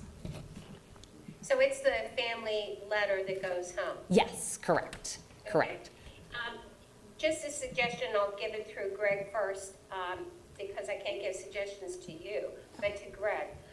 I know I attended a presentation by Rhoda Webb, who was the former director of our language department, and at Peasley School. And she had an evening set aside where she had the students, the ELs, come in, and the students were teaching their parents some of the techniques and the games in the math program. And it was just such an enriching night to see the enthusiasm on the kids. They're teaching their parents, and I thought it was a great coordination between the math department and also with our EL department. So Greg, if that would be possible in the future, is to maybe try to do another one of those nights. I think it would be it's a great thing. I know I serve as the representative on LPAC, and they're always looking for ideas of things for, I think they have 4 meetings in a year. They probably have only 1 or 2 left. But I think that would be another avenue, is to do a presentation to those parents at an LPAC meeting. The other question I have, and the last one I have, is in this program, what is any models or techniques that they have for students that may need remedial, reinforcement, or enrichment? So the way the program works is the way they do their practice pages, it starts off with kind of simpler problems and they go to more complex problems. So they offer this range of problems, but the expectation is not the quantity of problems that a student would finish, it's the quality of problems. So it allows teachers to pick, I'm going to use one example. One lesson may have 20 problems for practice, but the intent is not that the student starts at number 1 and they work through all the way till 20. The intent is the teacher's able to say, if I have a student who's just kind of entering into this skill, I'm going to have them maybe do the first 5 problems. They may have other students to say, you know what, you're going to work on problems 15 through 20. Another group may be working on, one from that middle set, one from the beginning set, one from the middle, one from the end. So it's not that it has something that's a separate resource, it's just the way that the resource is organized. It provides multiple opportunities for students that might need additional support or that might need that extension. And then we are at the moment, we are piloting one of the resources that Eureka Math Squares has for an intervention. It's called Catalyst.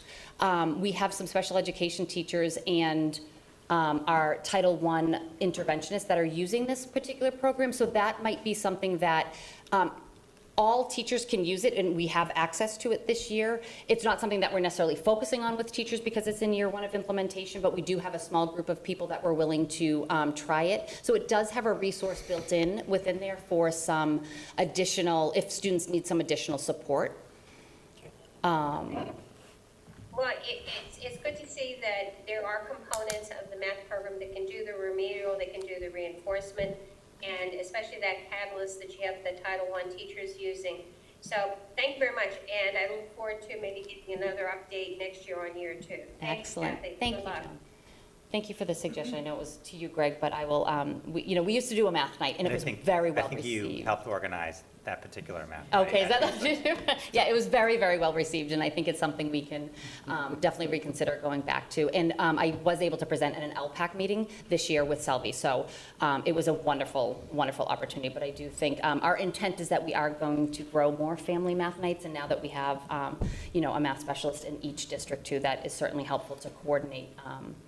Because as you know, the teachers are, offering their time and a lot of other different things, so we try to balance what we ask teachers to do and what we can come to. So the math specialists are a great resource that will be able to help with that. So, great. I'll just add that Kathy partners really closely with Selby and also with the Student Support Services Department. So Kathy and Selby actually this year have been doing classroom observations together to look at language access in the math classroom with this new resource, where they are sort of bringing their expertise together to say what's happening from a language perspective, what's happening from a mathematics perspective. And I've gotten to hear the stories from both of them, and I think a lot of learning going on there, a lot of just deepening our understanding of what Eureka Squared offers, which I think what we're finding is that it offers really good resources to support our language learners. And then another side to this is that Kathy also works really closely with the Student Support Services Department and has been helping and working to do work with our special education teachers, specifically related to mathematics, and thinking about how we write IEP goals, how we provide specially designed instruction, and how does this resource support all learners, and working together with that department. So you are mostly hearing about kind of the gen ed, work that's going on, but there's actually like a tremendous amount of Kathy's time that's also in partnership with these other district leaders that's really impactful. So I just wanted to shout that out as well. Yes, they're phenomenal. They're a phenomenal group to work with, so they've been super supportive. Thanks, Stephanie. Sure. Thanks, Kathy. Thank you. And, sorry, one last shout out, because it's today. Kathy also comes to our 6 through 12 leadership meetings to help us really connect from the elementary to the middle, all the way to the high school. So she was there today as we have our high school department head, our middle school leaders, and Kathy and the 2 math specialists, so that we can have this sort of continuity and alignment. So it's another really important role she plays. Incredible. Great. Can Thank I you. also Please. shout out to Kathy for the shout out? So from the curriculum review process to working with educators around adopting and making a selection to supporting implementation and having a great plan, Kathy's done an amazing job. I think part of the school committee's plan was adding the math specialist to support Kathy in her work. I think that's been instrumental in year 1 for implementation. But just the unsung hero of making this happen and supporting the work and being the champion has been Kathy, and just publicly thank you for that. Oh, Yes. Thank you, Greg. Again, it's a team Agreed. effort. You've heard all the people that have worked to do it, and again, the principals who are always there, who, I need more time, I need a little bit of this, can I have a little bit more of that? They're always there to support that, so it's a group effort for sure, but it's a privilege. Very cool. So, thank you. Thank you, Kathy. Thank you. Okay.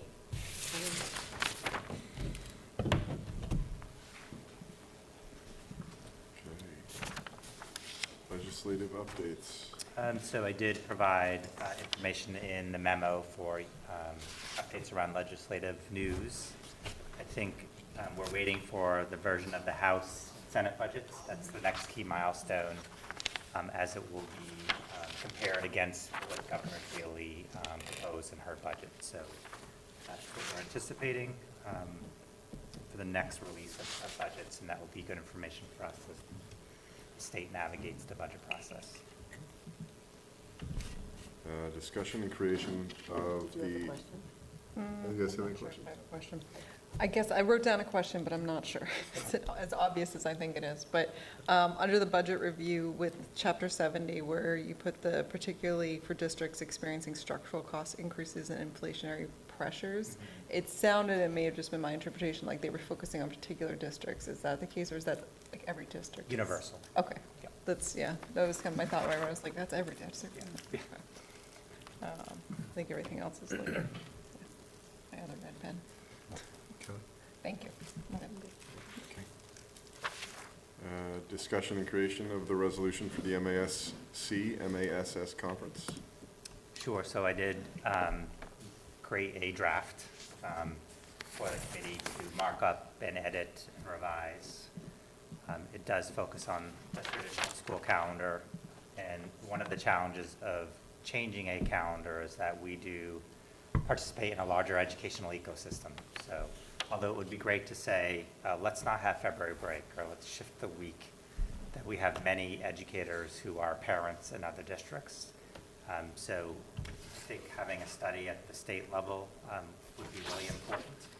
We're not the only district that has a lot of conversation around the school calendar and religious observances and how to best place those 180 days. So I think this would be a start of a conversation. In order to get this as a resolution, there are two ways. One, you could finalize this and send this to the resolution committee for consideration. That's one way. Or if you wanted to ensure that it is a resolution this fall, is that you would have to have two other school committees participate. I know of two other committees that might be interested. Does it have to be You gonna talk to him out soon? of our district, or can we? They are separate entities, so they could be districts 2 and 3, and I think they'd be pleased. And then we do have to have one district out of our division, so we are the Worcester division. And I was going to reach out to Tracy Novick and ask her if there are any other districts that would like to partner. Stephanie and I had a brief conversation with a superintendent from a district outside of our division. And we may ask if their committee will participate. Don't we have some faculty members in our district that might serve on school committees of other? Yes, Christina Smith, Are they? Kathy Carmignani, that's a great idea. Yeah, I think we might have a few. I was gonna say, I feel like there might be a Pal, few. Christina Smith. I just don't know where they. So I think Yeah, our easiest. but that might be a our nice best thing path too, is- because it kind of ties back to, But if we want to ensure, yeah. we'll, get Northborough, the regional and Southborough and Northborough, that'll be the 3, and then we'll work to find a 4th district. And it would need to be formally voted on by each of the committees. Mike had forwarded me some information from someone he had a conversation with about something else, but he's on the Westboro School Committee, so they were. That would be considered our district though, or where? In our division. That In our is- division. But only one yeah. has to be out of our Worcester, division, right? So Just we one. need- Just one. So we need 5 total, right? Or did I misread that? Oh, I thought I heard it the way Greg said it, as the 3 plus 1 outside. Or was it Because four we total? count for 2. We count as the one in the division, and then the one of 3. Oh, maybe I was not counting, not double counting us. I could have that, though I could have that wrong. Right, so here it is. It's a lot Here of are the facts. legalese, it's very terrible, really. So we have no later than June 1st. So can pass a resolution and get 4 other committees in at least 2 divisions. So we do need 4. For So it's- For others other committees, so we need besides 5 us. total. We Okay. have 3.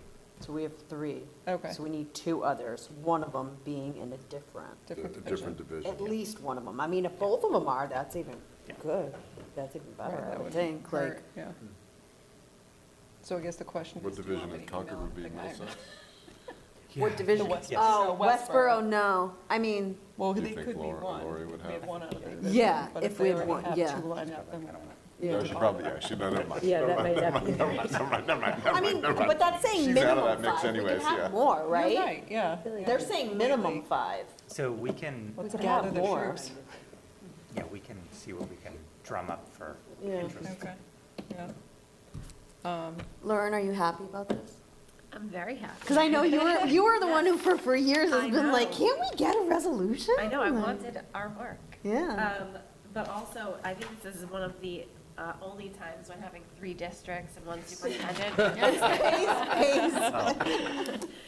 Yeah, I think that there was a couple, just a couple wordsmithing things. So I don't know if that's our goal tonight, to do any wordsmithing, or just to say, You hey, can we're send on. those to me, and Okay. happy to. And then we Okay. have the combined meeting next week. Yeah. So I will add it to the agenda. I was going to Great, say, I'm can this excited. be presented to them? Yeah, I thought this was great. My only takeaway that wasn't like wordsmithing was, it had like a statewide focus, and I was originally going to like nationwide focus, like it's a state study, obviously. But if we could add in a little bit, I think maybe in the first now therefore be resolved paragraph where it talks about statewide, to also have them look nationwide, like, because there's a lot of different calendars that are used. If you look at different states, typically the same state has the same I general mean, calendar, like- globally though, too. I mean. Sure, yeah. If you wanted to. I guess.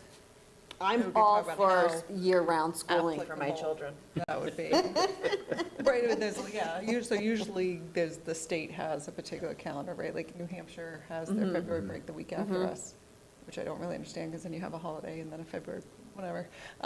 So, but yeah, so instead of, I would just say maybe to make it clear that we want them to look with a wider scope, like lots of different types. Yeah. Nationwide. It does up until that point. It really talks about, you got to take into all these considerations. And I thought it was, when I read through it, I was like, this is awesome. You guys did a great job. All right, so any feedback, I need it before midnight tonight, so I can get the combined packet out. Okay. Cheryl's watching. Any feedback, send it to me, and we'll make the edits. Okay. Moving on, approval of grants and donations. We have an approval of support implementing of updated regulations regarding timeout practices grant. I don't know what to make sense of that. I know, I want to Somebody- hear about this. That was my, What is I wrote this? down. Somebody, what is that? Yeah. So the state has updated the regulations related to the use of timeout when children are Like escalated, like timeout. timeout Take a spaces. timeout, yeah. Like, there is a definition for what is considered a timeout. And it is a strategy around putting kids in, a place where they can de-escalate. And there are very strict rules around what can and can't be done, and those rules have changed. And they have already voted on the new regulations, but they won't be implemented until this coming school year. And so in support of districts being sort of prepared for the changes, there was these grants. And so we applied for the grants together with Student Support Services, and I worked together on this. And this is going to support us in preparing, supporting our educators in being prepared for the changes in regulations. We will be using it for professional development related to strategies, tier 2 and tier 3 interventions, to support children in sort of the emotional regulation and behavioral regulation, but also preventative strategies. This can also support restorative practices that create the sort of community foundations to try to prevent escalation. It can also support us setting up our classrooms in ways where we have calming spaces within classrooms. So a lot of different strategies we'll be working on and supporting our educators throughout the system and sort of being prepared for some of the shifts that this involves. So it's not necessarily tangible space, it's also Like resources, time, training. training. The money, you mean the use of the money? Yeah, the use of the money. The use of the money is not about Physical spaces. I was space. just saying that spaces are part of the definitions of how Okay. spaces are used and what they can and can't be Okay. used for. But no, the money would really be about capacity building, so that we are prepared for kind of strategies and approaches of what we can and can't do. Because basically there are some things that we have been able to do in the past for de-escalation that now those things have changed, and so we have to have different approaches. Can you give us a sort of short and summary about how it's changed, like what's changed from this year that will be different next year? Sure. So one example is that we have calming spaces, which are these timeout spaces in every building, and they can be used to, escort a child that is escalated and might be, need some time to kind of calm down. The new regulations, you cannot, like if the child wants to exit that timeout space, you cannot restrict their ability to exit that space. And that is different than previously, where you always had to have an adult with them and had to be monitoring and all of those things, but you might keep them in that space while you were working strategies to help them de-escalate. You now cannot, in the future, you will not be able to stop them from exiting that space, which means that we just have to have a different set of strategies. When a child is, dysregulated, if they exit that space, then we have to be prepared for what's next and what are the ways that we're managing that. So that's just an example of, that's the major change, but there are some other kind of small things. Thanks. Yeah. Any questions? No, all set? Okay. I'd like to take a motion to approve the grant. So moved. Second. Moved by Kelly, second by Kristen. All those, we'll do a roll call vote. All those in, or no, not geez, roll call vote. Joan? Yes? Lauren? Yes. Kristen? Yes. Kelly? Yes. And I'm a yes. It's unanimous. Thank you for the hard work in getting that grant. Yeah, thanks. to help. Yeah. Okay, moving on to old business, MSBA updates, Peasley Building Committee update. Sure, so I just want to acknowledge that in our audience, our broad audience, we do have the chair of the Peasley Building Committee. So the Peasley Building Committee has continued its work. It continues to meet on a regular basis. The primary focus is the preliminary design program filing, which is the first submission to MSBA. And that really speaks to current building conditions, site constraints, and we'll also begin to talk about some various options. Currently, we're working with a team of educators around visioning.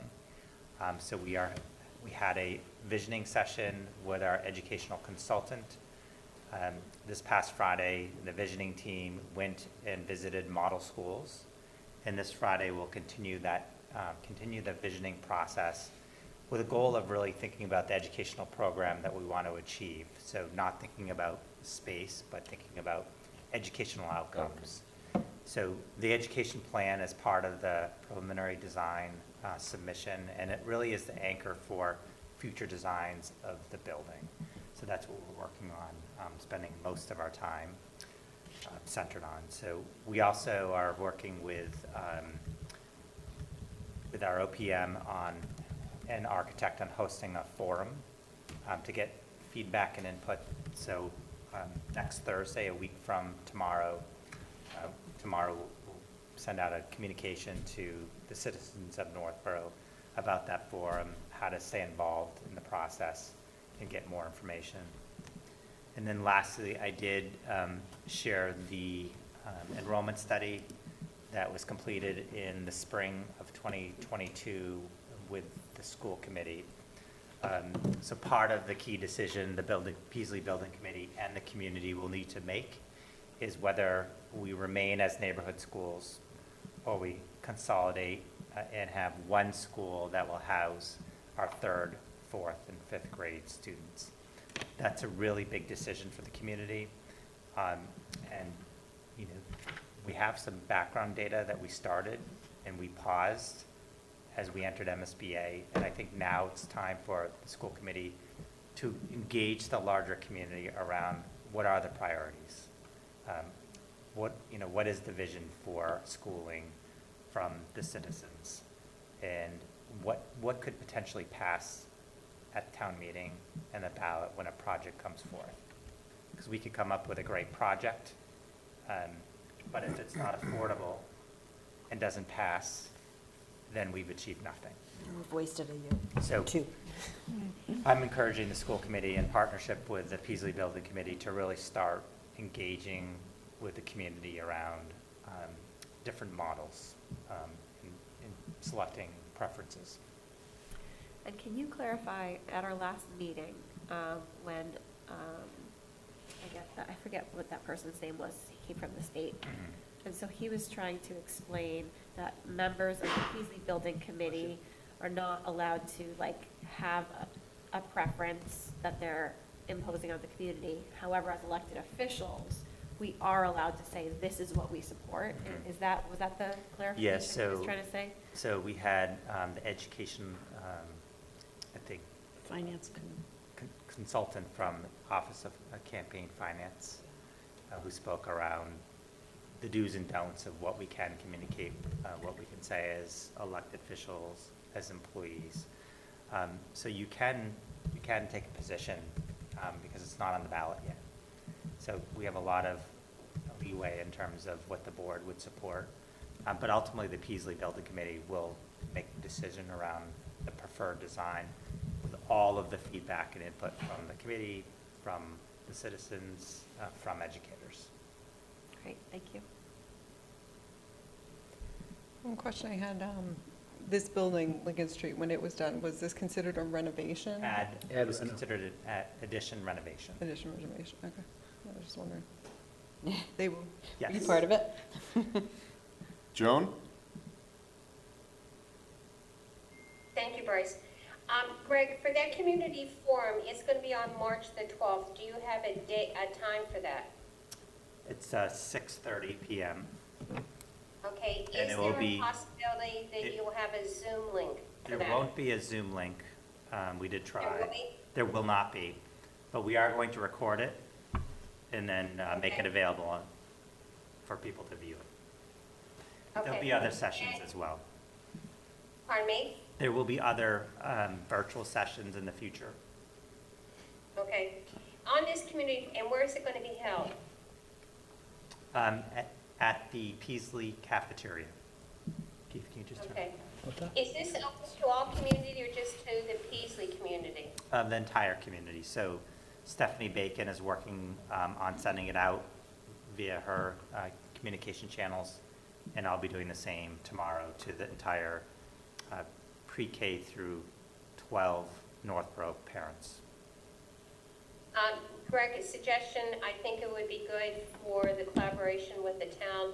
I would appreciate it if you would send an invitation to the select board members, even appropriations and financial planning, to give them an opportunity to hear firsthand from the presentation and also from the community members, parents who, students attend that school. Yeah, I'll work with Stephanie Bacon to make sure she invites the boards and committees. Okay. All right, thank you. Thank you, Joan.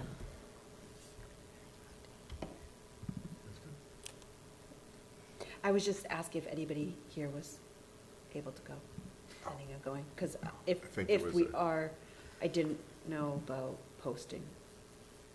I can have Cheryl Does post just in does Cheryl case. have to, if she has, She I don't. posts just in case. I know, well, Joan can't attend, and I know I can't, so I guess it would just, okay, so then I So guess you it won't won't be have the to. two of us possibly. So if it's just the Okay. two of you, then you won't have it, okay. I'm trying to figure out how I'm gonna get my son to flag football, Because your husband's probably gonna go. I assume. So he's Yeah. on the On the committee, so, yeah.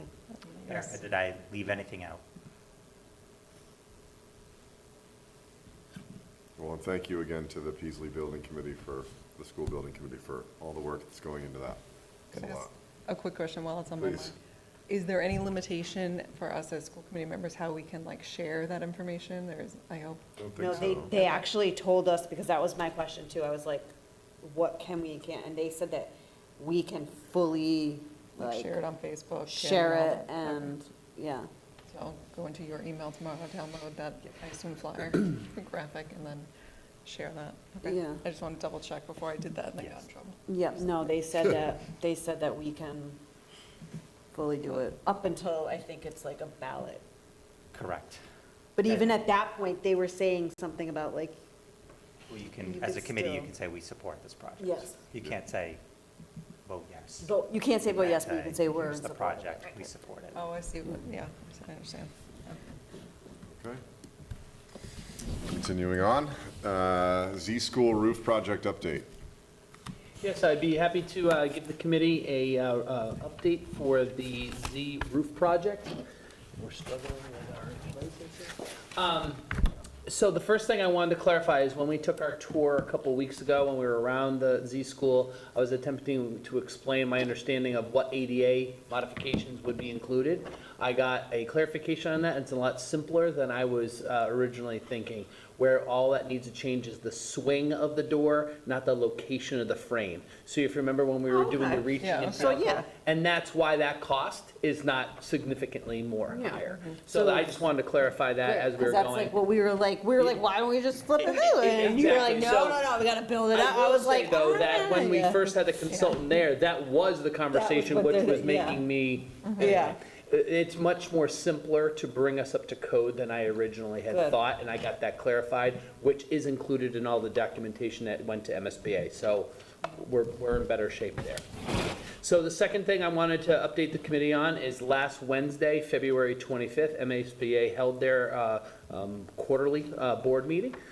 They did approve the Z roof project as presented by our OPM and architect. So it met all of their standards. We had a few things we're going back and forth on, but they gave an approval, and included in your packet is the letter that came with that approval that outlines the maximum grant opportunity available for the project, which is quite sizable. Later in the agenda, we're going to talk about. Can I just make a comment about that? Sure. So in Keith's memo, he did identify the total cost. That's gross MSBA, so Yes. that's $5,683,150. That also includes a contingency, less the MSBA contribution, which is about 48%. 48%. So the total roof cost is $3,084,145. That's our Yes. portion. And that's also assuming the bids could also come in better, so that price could be lower. Correct. And And so later in the agenda, when we talk about all the warrant articles that are going to be proposed, you'll see that gross amount reflected in that, because that's what MSBA requires as part of, and this language has also been approved by them, so we'll go over it later in the agenda. But for the project itself, we do anticipate, we will have both a representative from the architect and OPM available at town meeting to either present or answer questions.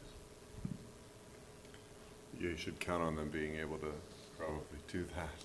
I will do that. Tell them to be I prepared. mean,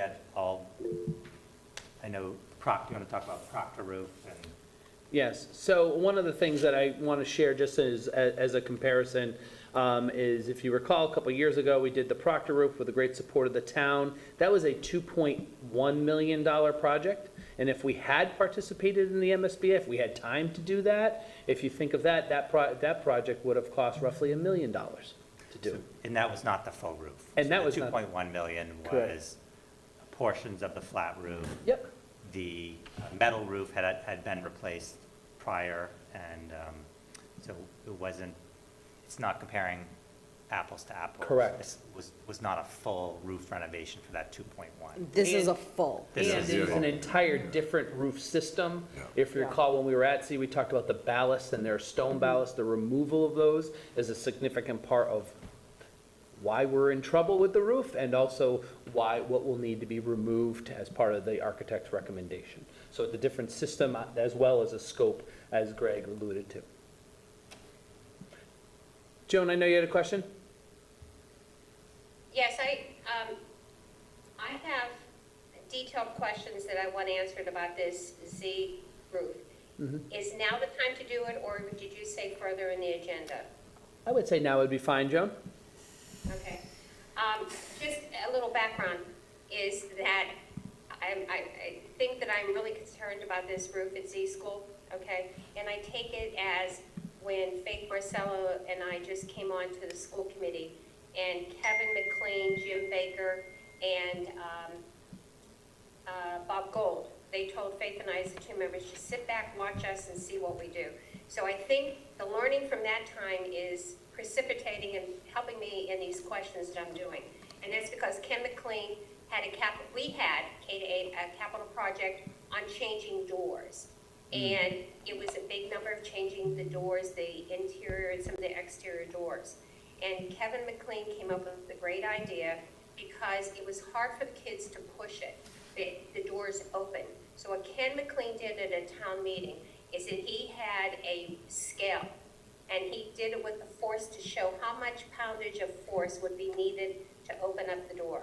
So it was a visual that got the passage of that. So I'm taking the learnings from that, and just sit back, guys, because I've got 8 questions that I'd like to have answered about this, because I looked at the paper that the financial planning had sent with questions and answers. So I have even more answers that I want to clarify my mind, and maybe to clarify some of the constituents in Northborough. First of all, the Z school roof right now. I know we've had snow, ice, thaw, snow, ice, that whole process. Do we have any current leaks in that roof right now? Yes, I just spoke to Bud Richardson this afternoon and confirmed that we have 6 active roofs, 6 active leaks at the Z school, and considering them critical areas of concern. Are those in classrooms, are they in hallways, or? Combination of classroom, utility areas, and the gymnasium. Okay, and I see until we get all the snow to be thawed that we would be having that. Do we have ice dams? Not as many as we anticipated. We got some pretty good solar melt up there that took care of those. So we're feeling pretty good at those. And also the pitch sections are limited and don't have places where ice dams would really be a problem. So we do not have that as a significant issue at Z. Okay, at the December 12th meeting that we had, 2025, and that was the MSBA Accelerated Repair Project for the Z roof. Tom Ellis, the owner, did the presentation, was giving us the 3 options we could have. He mentioned in his presentation immediately that the flat roof has pitch problems and water tends to stay there. Correct. Is this the area that we are having leakage? Yes. Okay. Is there anything that we can do to prevent that? I mean, do we have our janitors go on the roof, or do we have a company come in to take the snow? What do we do?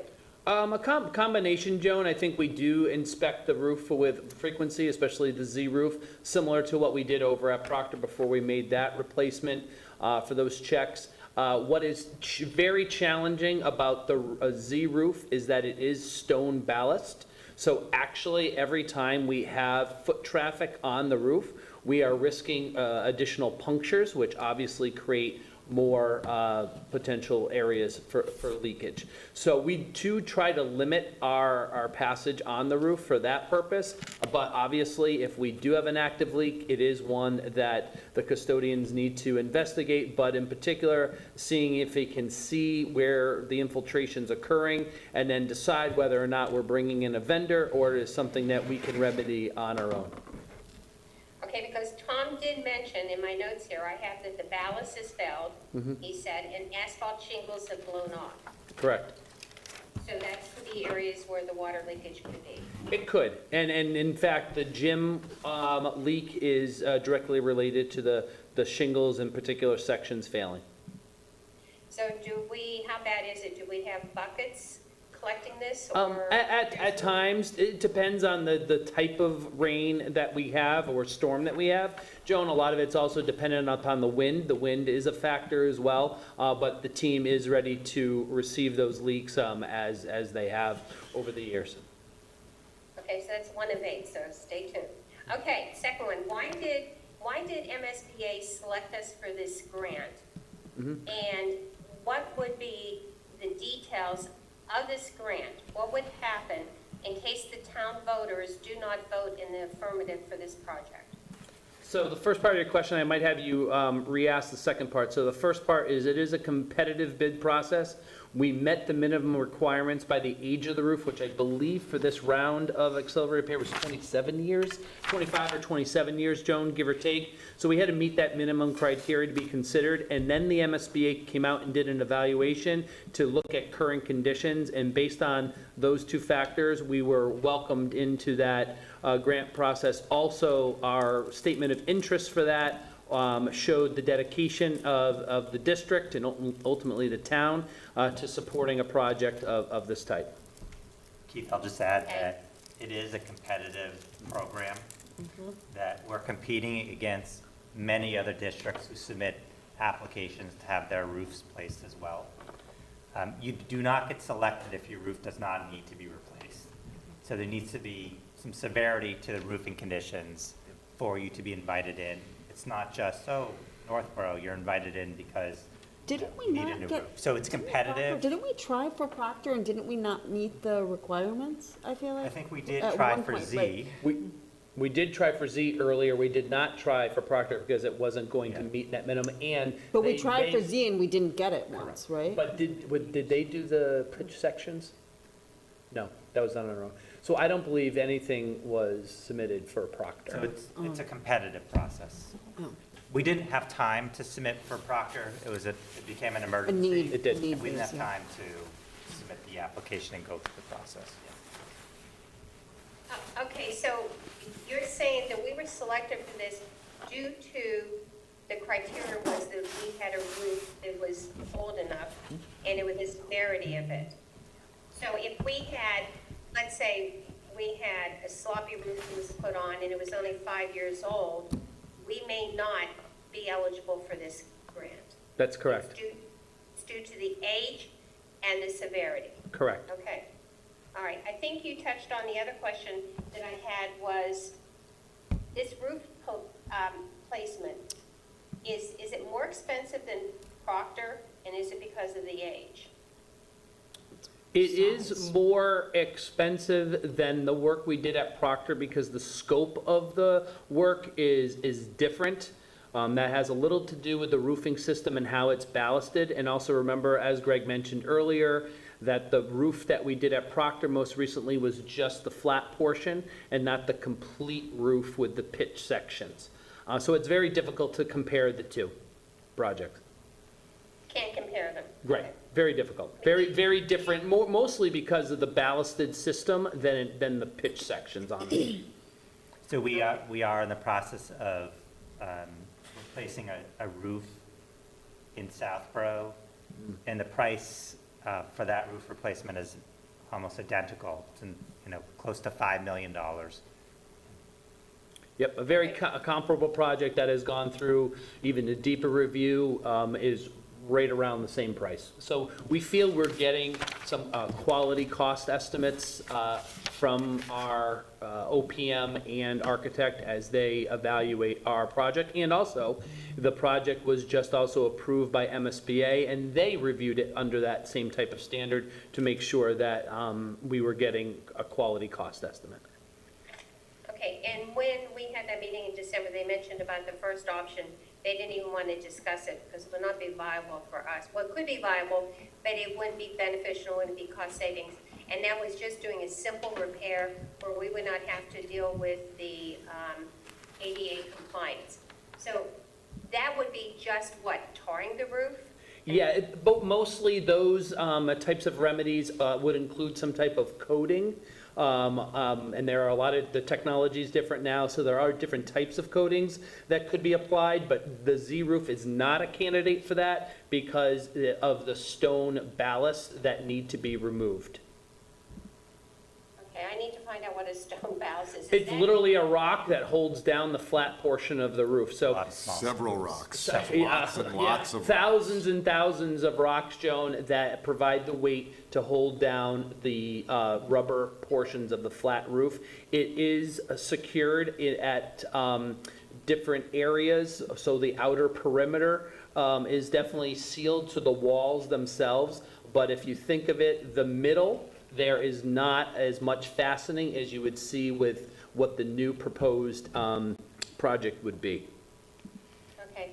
Worst case scenario, in case this warrant article for the Z roof does not pass in the affirmative, what are we facing, and then have you looked, what are our next steps?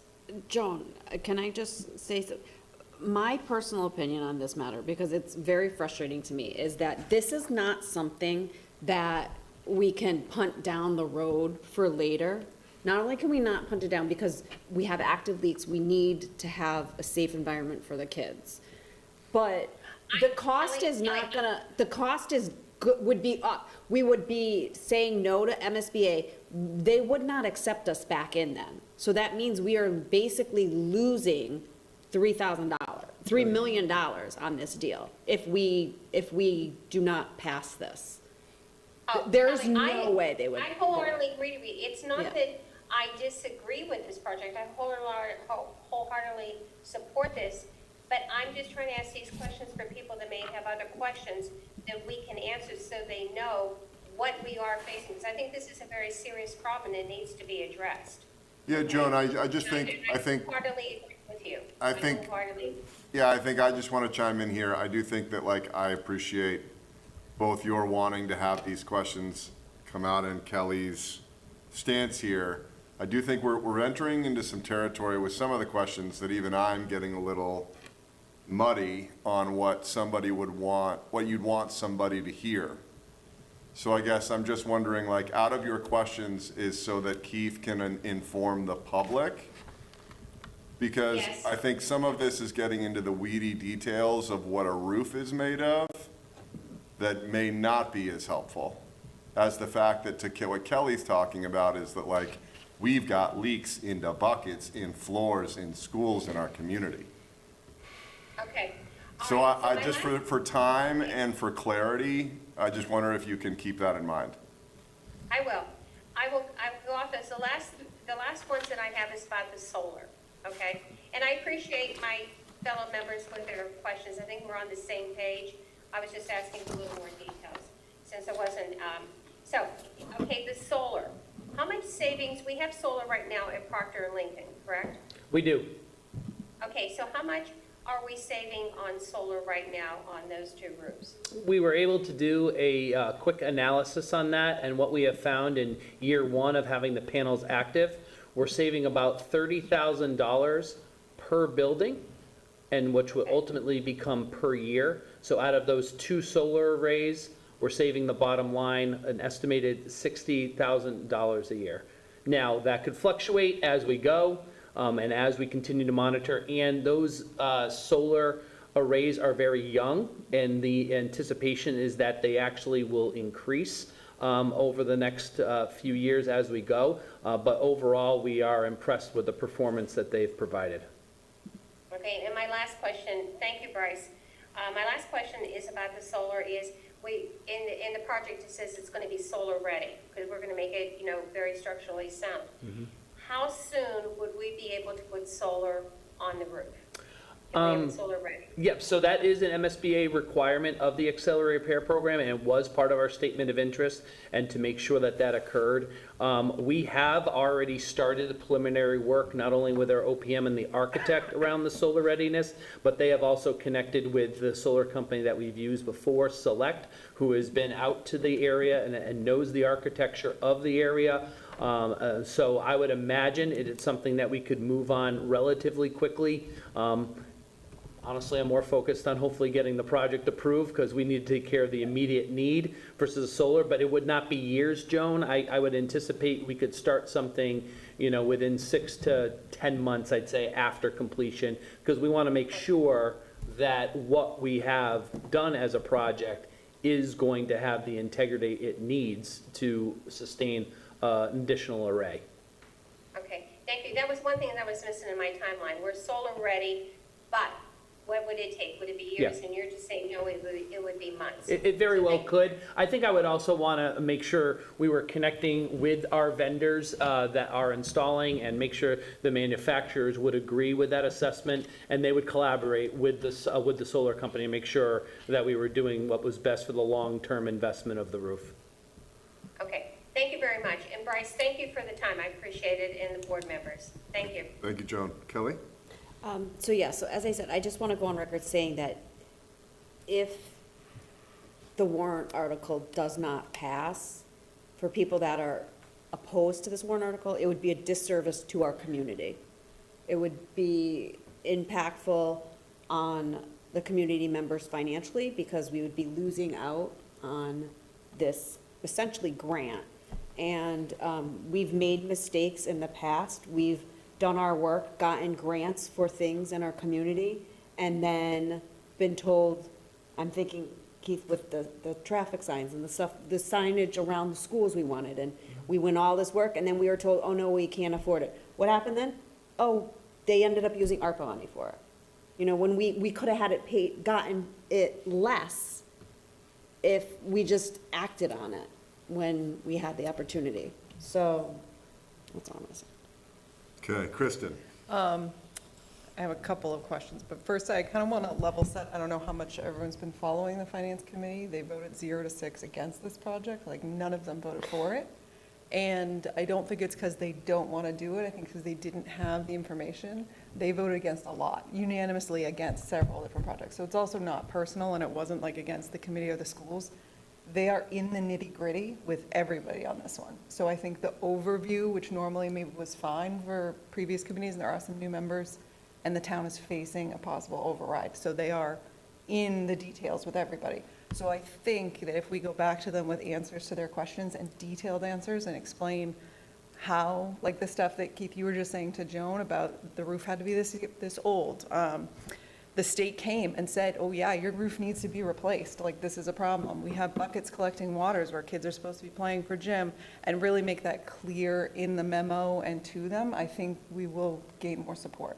I think they are just very, like I said, in the nitty-gritty for everyone, because they are trying to keep the town from going into an override this year or next year or the year down the road. They're trying to keep it from happening. So I think the more detail we give them, the better off we will be, because I think there is a very good argument for this.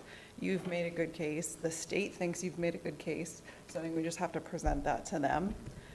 So it's keeping, I have a couple of questions, but keeping with the Z roof, my suggestion would be to add, like what you were just saying to Joan, the conditions and all that into the answer to number 2 that you wrote in your memo. I think that would be helpful for them, because really we've got to convince them to vote for it. They already we have are it. going to attend tomorrow night's Right, meeting. they have the memo, but I'm saying, okay, Yeah. I'm saying add, And we're going yeah, to, add all that we're going to in. present and answer any questions that they have tomorrow night at their meeting. Yeah, So they I don't think have, they they're know. sitting on all the same information we're sitting on. They don't not have, So the questions that Joan just asked, I didn't know the answers to. So, and I guess Joan didn't know either. So I wouldn't assume that they know it or that they no, I remember it feel if we like, gave it to them these things have documents. been hashed and thrown around. So maybe I'm, okay. I think, I guess from my perspective, and maybe it's the way I interpreted our previous conversations, I didn't see the details of the need.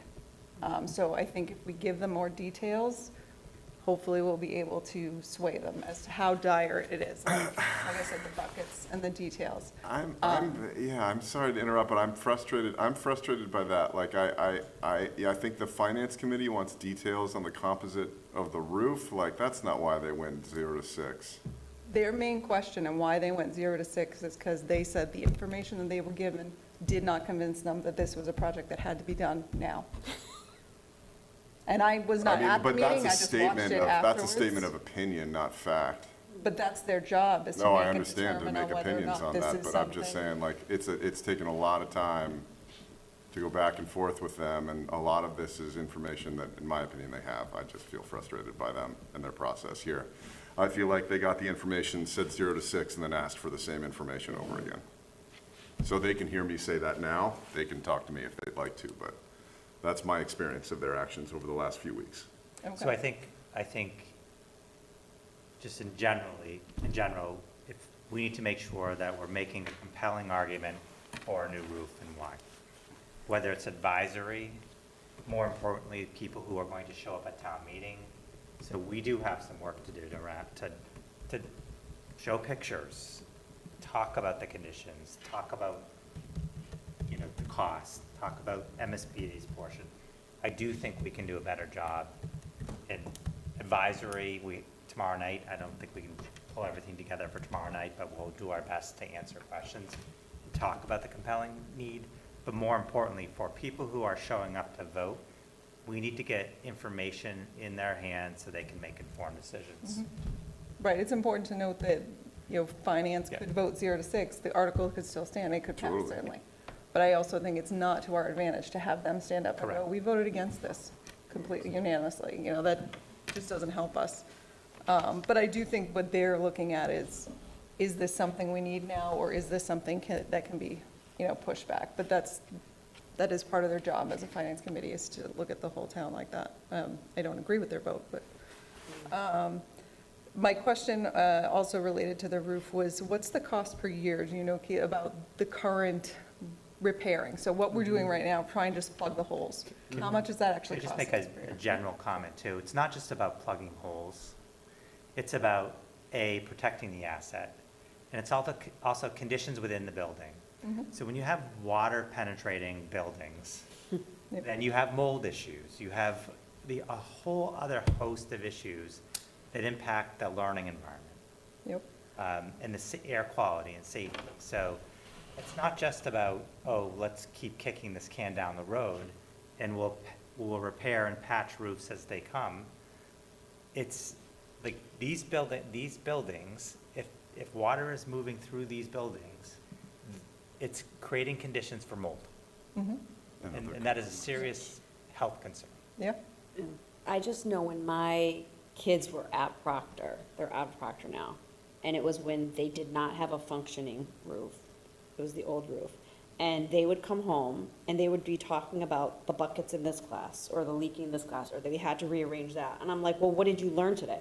Well, we learned that a bucket collects water from the, do you know what I mean? Like, that's not what we're supposed to be teaching kids. We're supposed to be providing them safe environments. Yeah, I 100% agree. So it's just frustrating when. I'm just looking at, the evidence and trying to make the most convincing case, which I think that's also very convincing of like, yeah, there's water, there's mold, that's not healthy for kids. You have kids who have asthma, you have kids who have allergies, you have kids who are sensitive. Absolutely.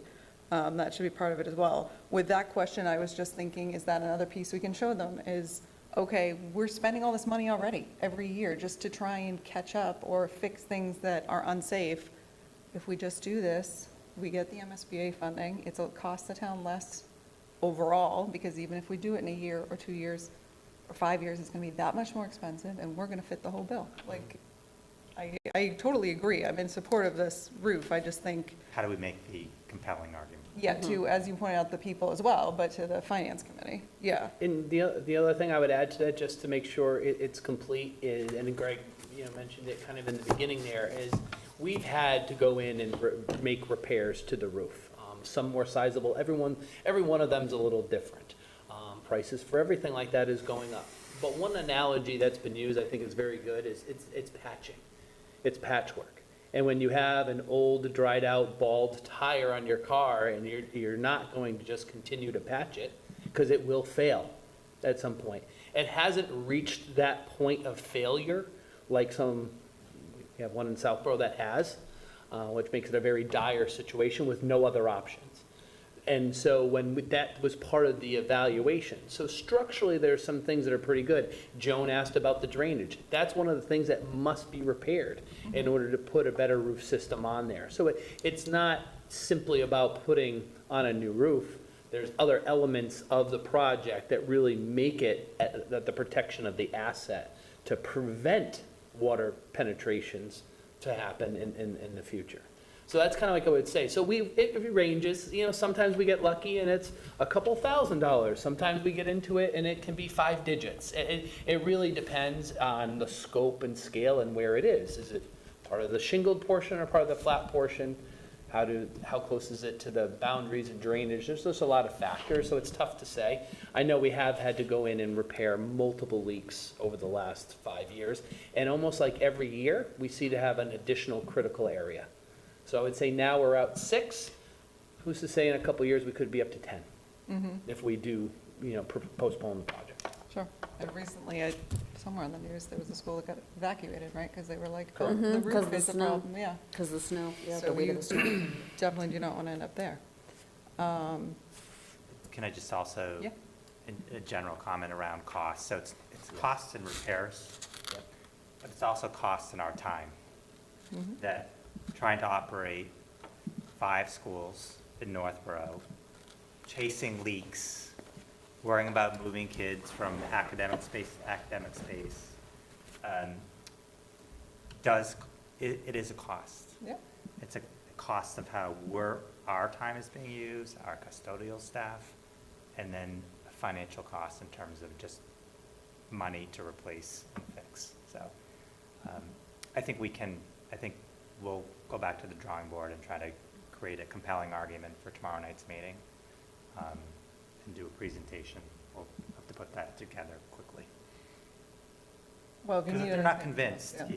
we have to convince them. You can move forward otherwise too, but I also got the feeling, again, from conversations, that they weren't unconvincible. Does that make sense? Like, they sort of were like, we voted on what we had in front of us, but I think they're not like, no, definitely not. We don't, that wasn't the attitude. A couple other questions I had are other things. So on the memo, you mentioned the modifications, and I apologize if I'm forgetting from earlier conversations, but Keith, could you remind me why there were modifications to the FY27 capital plan? Was it just we're prioritizing these? Yes. Okay. I was just wondering if I had forgotten other stuff. We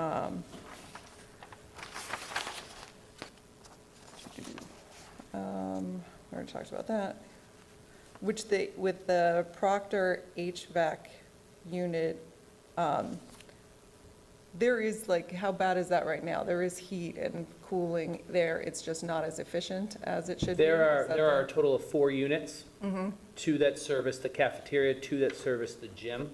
Can't remember which space, but out of the 4, 1 has completely failed. It is not operable, it's been attempted to be recovered in different ways, it has completely failed. So the other unit that's connected to that space, and I can't remember which space it is doing more work and is starting to show signs of that wear and tear. So this, the reduced proposal or request from 300 to 150,000 will replace that one that has failed.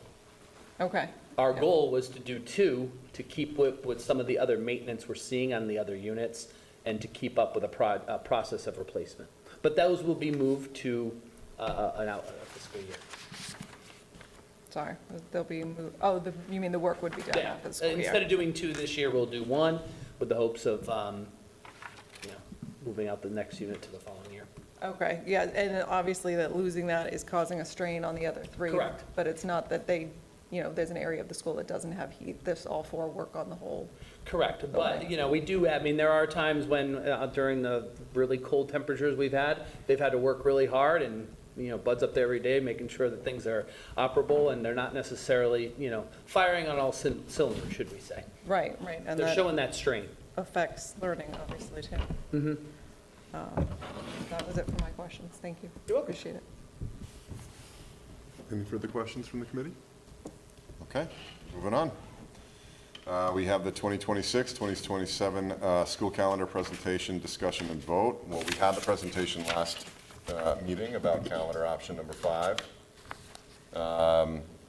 Any further comments before asking for a motion? So I can just give a brief update. So Sure. the Southborough, the regional school committee did approve calendar 5.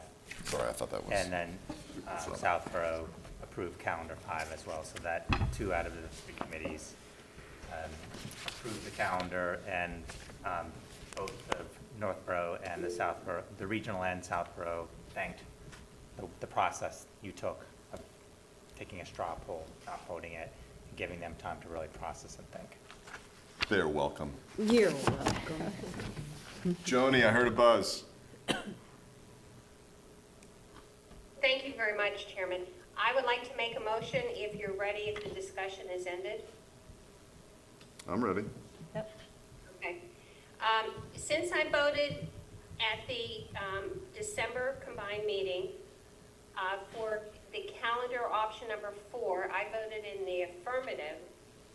It doesn't need to have a revote because at that meeting, we had a vote of 2 yes, 2 no, and 1 member who was absent, which meant that we had a tie. And as you eloquently stated, Bryce, that we were bringing it back when we had the full committee. So therefore, I move tonight that we approve calendar option 5 for the Northborough Public Schools for the 2026-2027 school year. Moved by Joan. Second. That was legitimately simultaneous. Somebody else make a call there. Second by Lauren. Okay, any discussion prior to vote? I'd just like to say that I am so appreciative of the other committees reconsidering, or reconsidering their votes on the calendar after hearing from the staff. So I appreciate them reconsidering and doing that. Lauren? I know one of our points of discussion has been, childcare. And so I saw that the Northborough Recreation, book came out recently. And so they have a lot of options for some of our upcoming holidays, which is great. And there's other local businesses like the Little Gym who are also offering that as well. So just so that community members are aware, that's great to have some of those options. Joan? Before we take our vote, I would just like to make the same suggestion to Greg and the administration that beginning for the 2027-2028 school year, that we can look at a 3-year calendar so that we don't bring this up every year. We used to do 3-year cycle calendars, and then we were set. So I am hoping that that can happen along with getting, I know Greg does get the input of the teachers, maybe the teachers union, but I'd also like to hear their voice in how we organize the calendar and looking for more quantity weeks that we have 5 days of instruction. I know there's a lot of interruptions. There's so many things that take place that weren't there in my time. We heard from the PTOs about the enrichment programs, which help to support the curriculum. So I can't say get rid of those programs, don't get rid of field trips. But I think that we need to look at it to see how we can get more 5-day weeks of learning in the beginning of the school year and not when it comes at the end of the school year after assessments are done. Thank you. Thank you, Joan. Okay. Going to roll call vote. Joan? Yes. Lauren? Yes. Kristen? Yes. Kelly? No. And I am a no. So the committee is in favor of calendar 5. We have a calendar for 2026-27. All right. Moving on to superintendent report to the committee. So enrollment report is in your packet. No significant variances, and I'll turn it over to Becky for the financial reports. So I will start with the line items, the function codes that are showing as over budget. At this point, there's only one new line item that is over budget, and that is substitutes for professional development. And the reason for that overage is because it's a timing issue. We were running payroll at that time, and so she had not taken down her encumbrance. So we do not anticipate that that account will remain in the negative, at least for the short term. That's an odd one to stick out. It's substitutes for field trips? No, for professional development. Professional development, okay. So that had an overage of $635. Ugh. Yes, so that one line item. In terms of the monthly general fund report, the report that's in your packet is as of February 28th, 2026. And you, excuse me, you can see that we have $231,522 remaining, which is 0.77 of the FY26 operational budget. That is a decrease of about $50,000 from last month. However, there's no one thing that's really driving that change. It's from a variety of different lines. We are continuing to watch this budget. We meet on a weekly basis rather to review it. The budget still remains frozen, so we are watching all of our spending. But I do think that the 26 budget is tracking closely to where we've been in previous years, and I do not have any concerns with the budget. Would you like to make a motion? Please. I move that the Northborough School Committee accepts the FY26 monthly general fund report as of February 28th, 2026 until audited, Second. and approve the function code listed above Oh, so. as explained. Second. There we go. Motion by Kelly, second by Kristen. Discussion prior to vote? Seeing none, roll call. Thank you for you and your team's hard work. Good job. Joan? Yes. Lauren? Yes. Kristen? Yes. Kelly? Yes. And I'm a yes. Thank you. Moving on to budget calendar. In your packet, obviously, Cheryl has been updating the budget calendar as budget events happen, so thank you to Cheryl. Review and vote of capital requests, warrant articles. Yeah, so as Kristen alluded to earlier, we made some adjustments to our FY '27 capital request to prioritize and to definitely make some adjustments there. So included in your packet is that adjusted capital plan, which is typically what you have seen, and coupled with that is the corresponding warrant articles. The only error in the packet that has been corrected and will be shared with the town is we also did remove the Milliken Middle School lighting project for 200, which was part of the packet, but it has been removed from our work with the town. That would be the only change that we had to make. But the capital plan, as it is in the packet, I am just going to double check that. It is not on it, so that is accurate. Nice. Okay, so There we go. Got it. we're looking for a motion to approve the capital requests and warrant articles. We don't have to read them. I'll make a motion to accept the, As written. yeah, as written and presented in the packet. Second. Moved by Kelly, second by Kristen. Roll call vote. Yes, Joan? I've done that. Yes. Lauren? Yes. Kristen? Yes. Kelly? Yes. I'm a yes. Unanimous? Just about the warrant articles, when we send them to the town or whoever, can we please put in a request?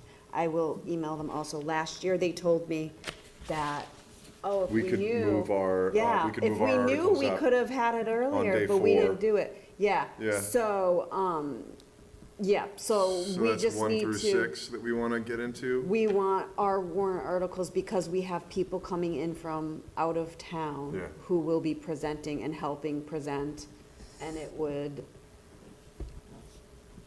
if we could have it done Okay. at the soonest part of the thing. So I don't know if if you guys usually send it, but I feel like if you want to send the email or if you want me to send the email, I feel like a double email reiterating the I same could send things them would just be. like a reminder that like, hey, we had Last folks year we were coming told there if we and they could- had to come back and they couldn't get there by the end of it.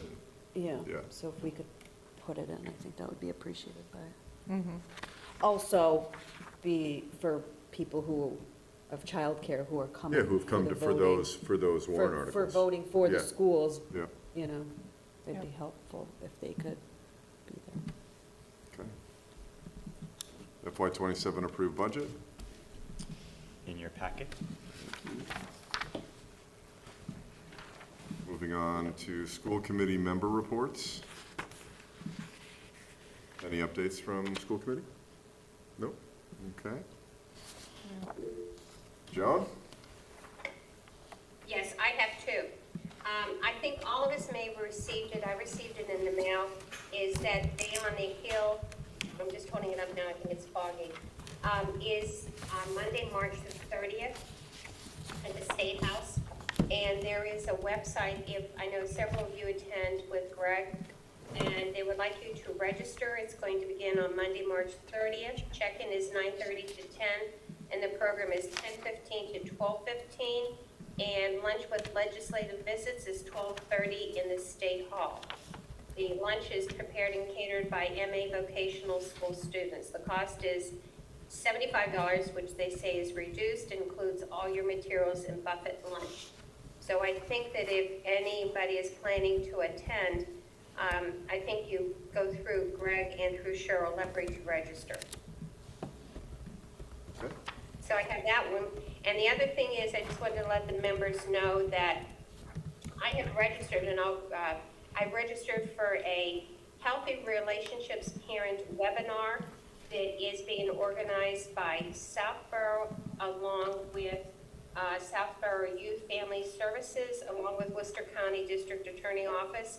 It is tomorrow from 6:30 to 7:45 p.m. via Zoom.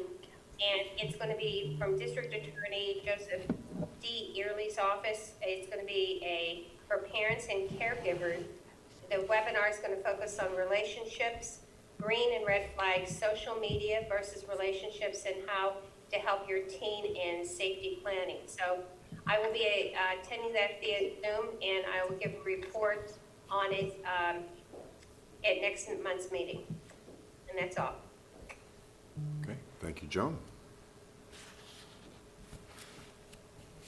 Okay.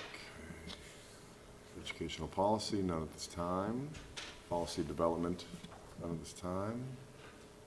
Distribution of personnel report. In your packet, as of March 4th, we had 2 appointments and 2 resignations. Okay, no communications at this time.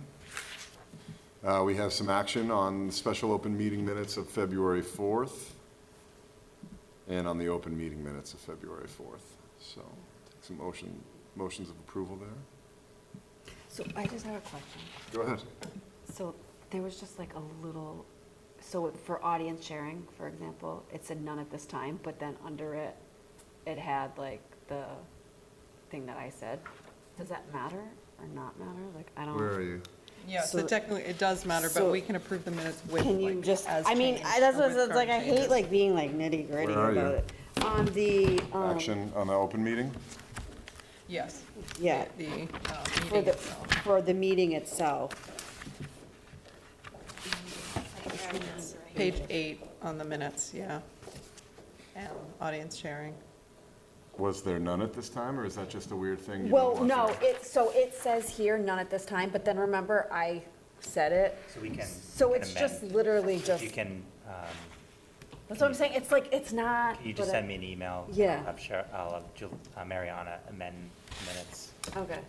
to That's what- reflect that change. Okay, that's what I said, I'm like, it's not like a huge deal, but I just happened to pick up on it. So I can make a motion with that. So I move to approve the special open meeting minutes of February 4th, 2026, and the open meeting minutes of February 4th, 2026, with the slight amendment as discussed this evening. Second. Moved by Lauren, second by Kristen. Any discussion? Roll call vote. Joan? Yes. Lauren? Yes. Kristen? Yes. Kelly? Yes. And I'm a yes. Unanimous. It wasn't none at this time. You shared. I know. Come on, let's go. Future agenda items.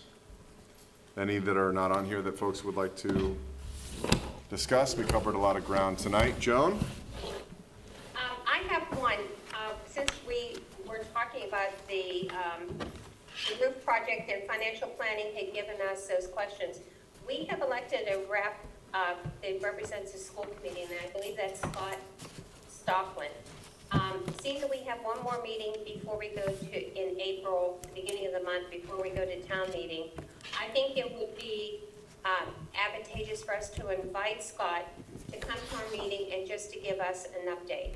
We think Scott is living a different life at this point. He was supposed to be here tonight, wasn't he? Or there was a request to have him here tonight. I don't think he lives here anymore. So Did he he is move? moving, I believe, or is in the process of moving. So he's not So we here. need to He's work. He's not not here. on the board anymore. Was he not on the board, or was he at, He was appointed by us. right, and I thought he was at the meeting. Was he not at the meeting? The last Meant meeting. him? He was, right?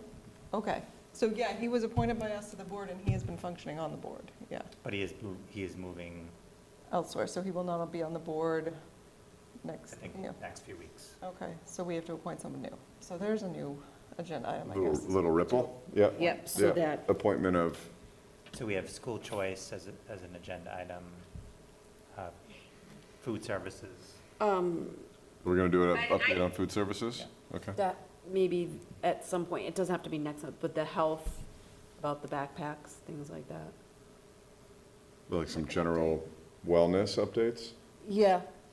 I don't know when, I feel like Marilyn usually presents at some point anyways. I think it's normally a little later, but yeah. A question I have, I think that if that is the case that he's not in town, I think we still should reach out to him before we advertise the position. We should get a letter of resignation from him that he's no longer able to serve. If that is the case, I'm not saying it isn't, it is or it isn't, so that we can put that on the agenda, because then we'd have to solicit, members of the community who would want to serve on it, and then we do an interview process, and then we vote on it that night. Do they kind of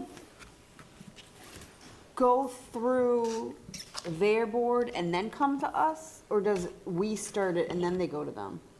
We appoint them, so I think. But- Process-wise, you mean? like- Yeah, but process-wise, like, how do they come to us? Do they come just straight from us from the community, or do they come Is it to from George? us through? Do they come to us through George? No, George points his own. He's got 3 on that committee, That's right? what, Okay. yeah, Okay. that's what I'm saying, like, I Yeah, didn't know, it's but a I good didn't question. know I'm not if, entirely sure. but I didn't know if, like, of their committee, if they kind of filter anything before it gets to us, or does it just come straight to us from the community? I'm hoping the second. I'm pretty but sure they that's a good post question. it, right? There's always a list of the posted, Yeah. The town does, right? right, the like, town posts it, open and then there's an openings. application process, and then it goes to us. So it comes straight to us. So Okay, next so we need to confirm if we have a current and/or vacant finance committee rep. And I guess another question I'd have about the process is, are we able to amplify that Prior to town opening, that meeting? vacation? Well, no, I mean, like, when they post it, are we able to share that, or, as a committee, say, hey, we need somebody, because I think the people that we interact with are interested in the schools, maybe not finance in particular, but they might consider it if, they see it coming from the school committee or members of the school committee. or through the Bryce? school.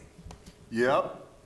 My recollection, it is our appointment, so we have put out through the superintendent's office, I believe, a posting that we are requesting any interested parties who would like to serve on this, and then we do the. Yeah, we well, do we'll get the details. Interviewing, we select the person, and then we let financial planning know Okay. who our rep is. We'll solve, That we're is gonna under our jurisdiction. solve that riddle for a future agenda item. Okay. Okay.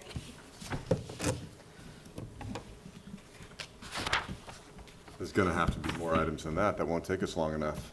We gotta come up with more stuff, guys. I think we'll be fine. I think we'll be all right. So if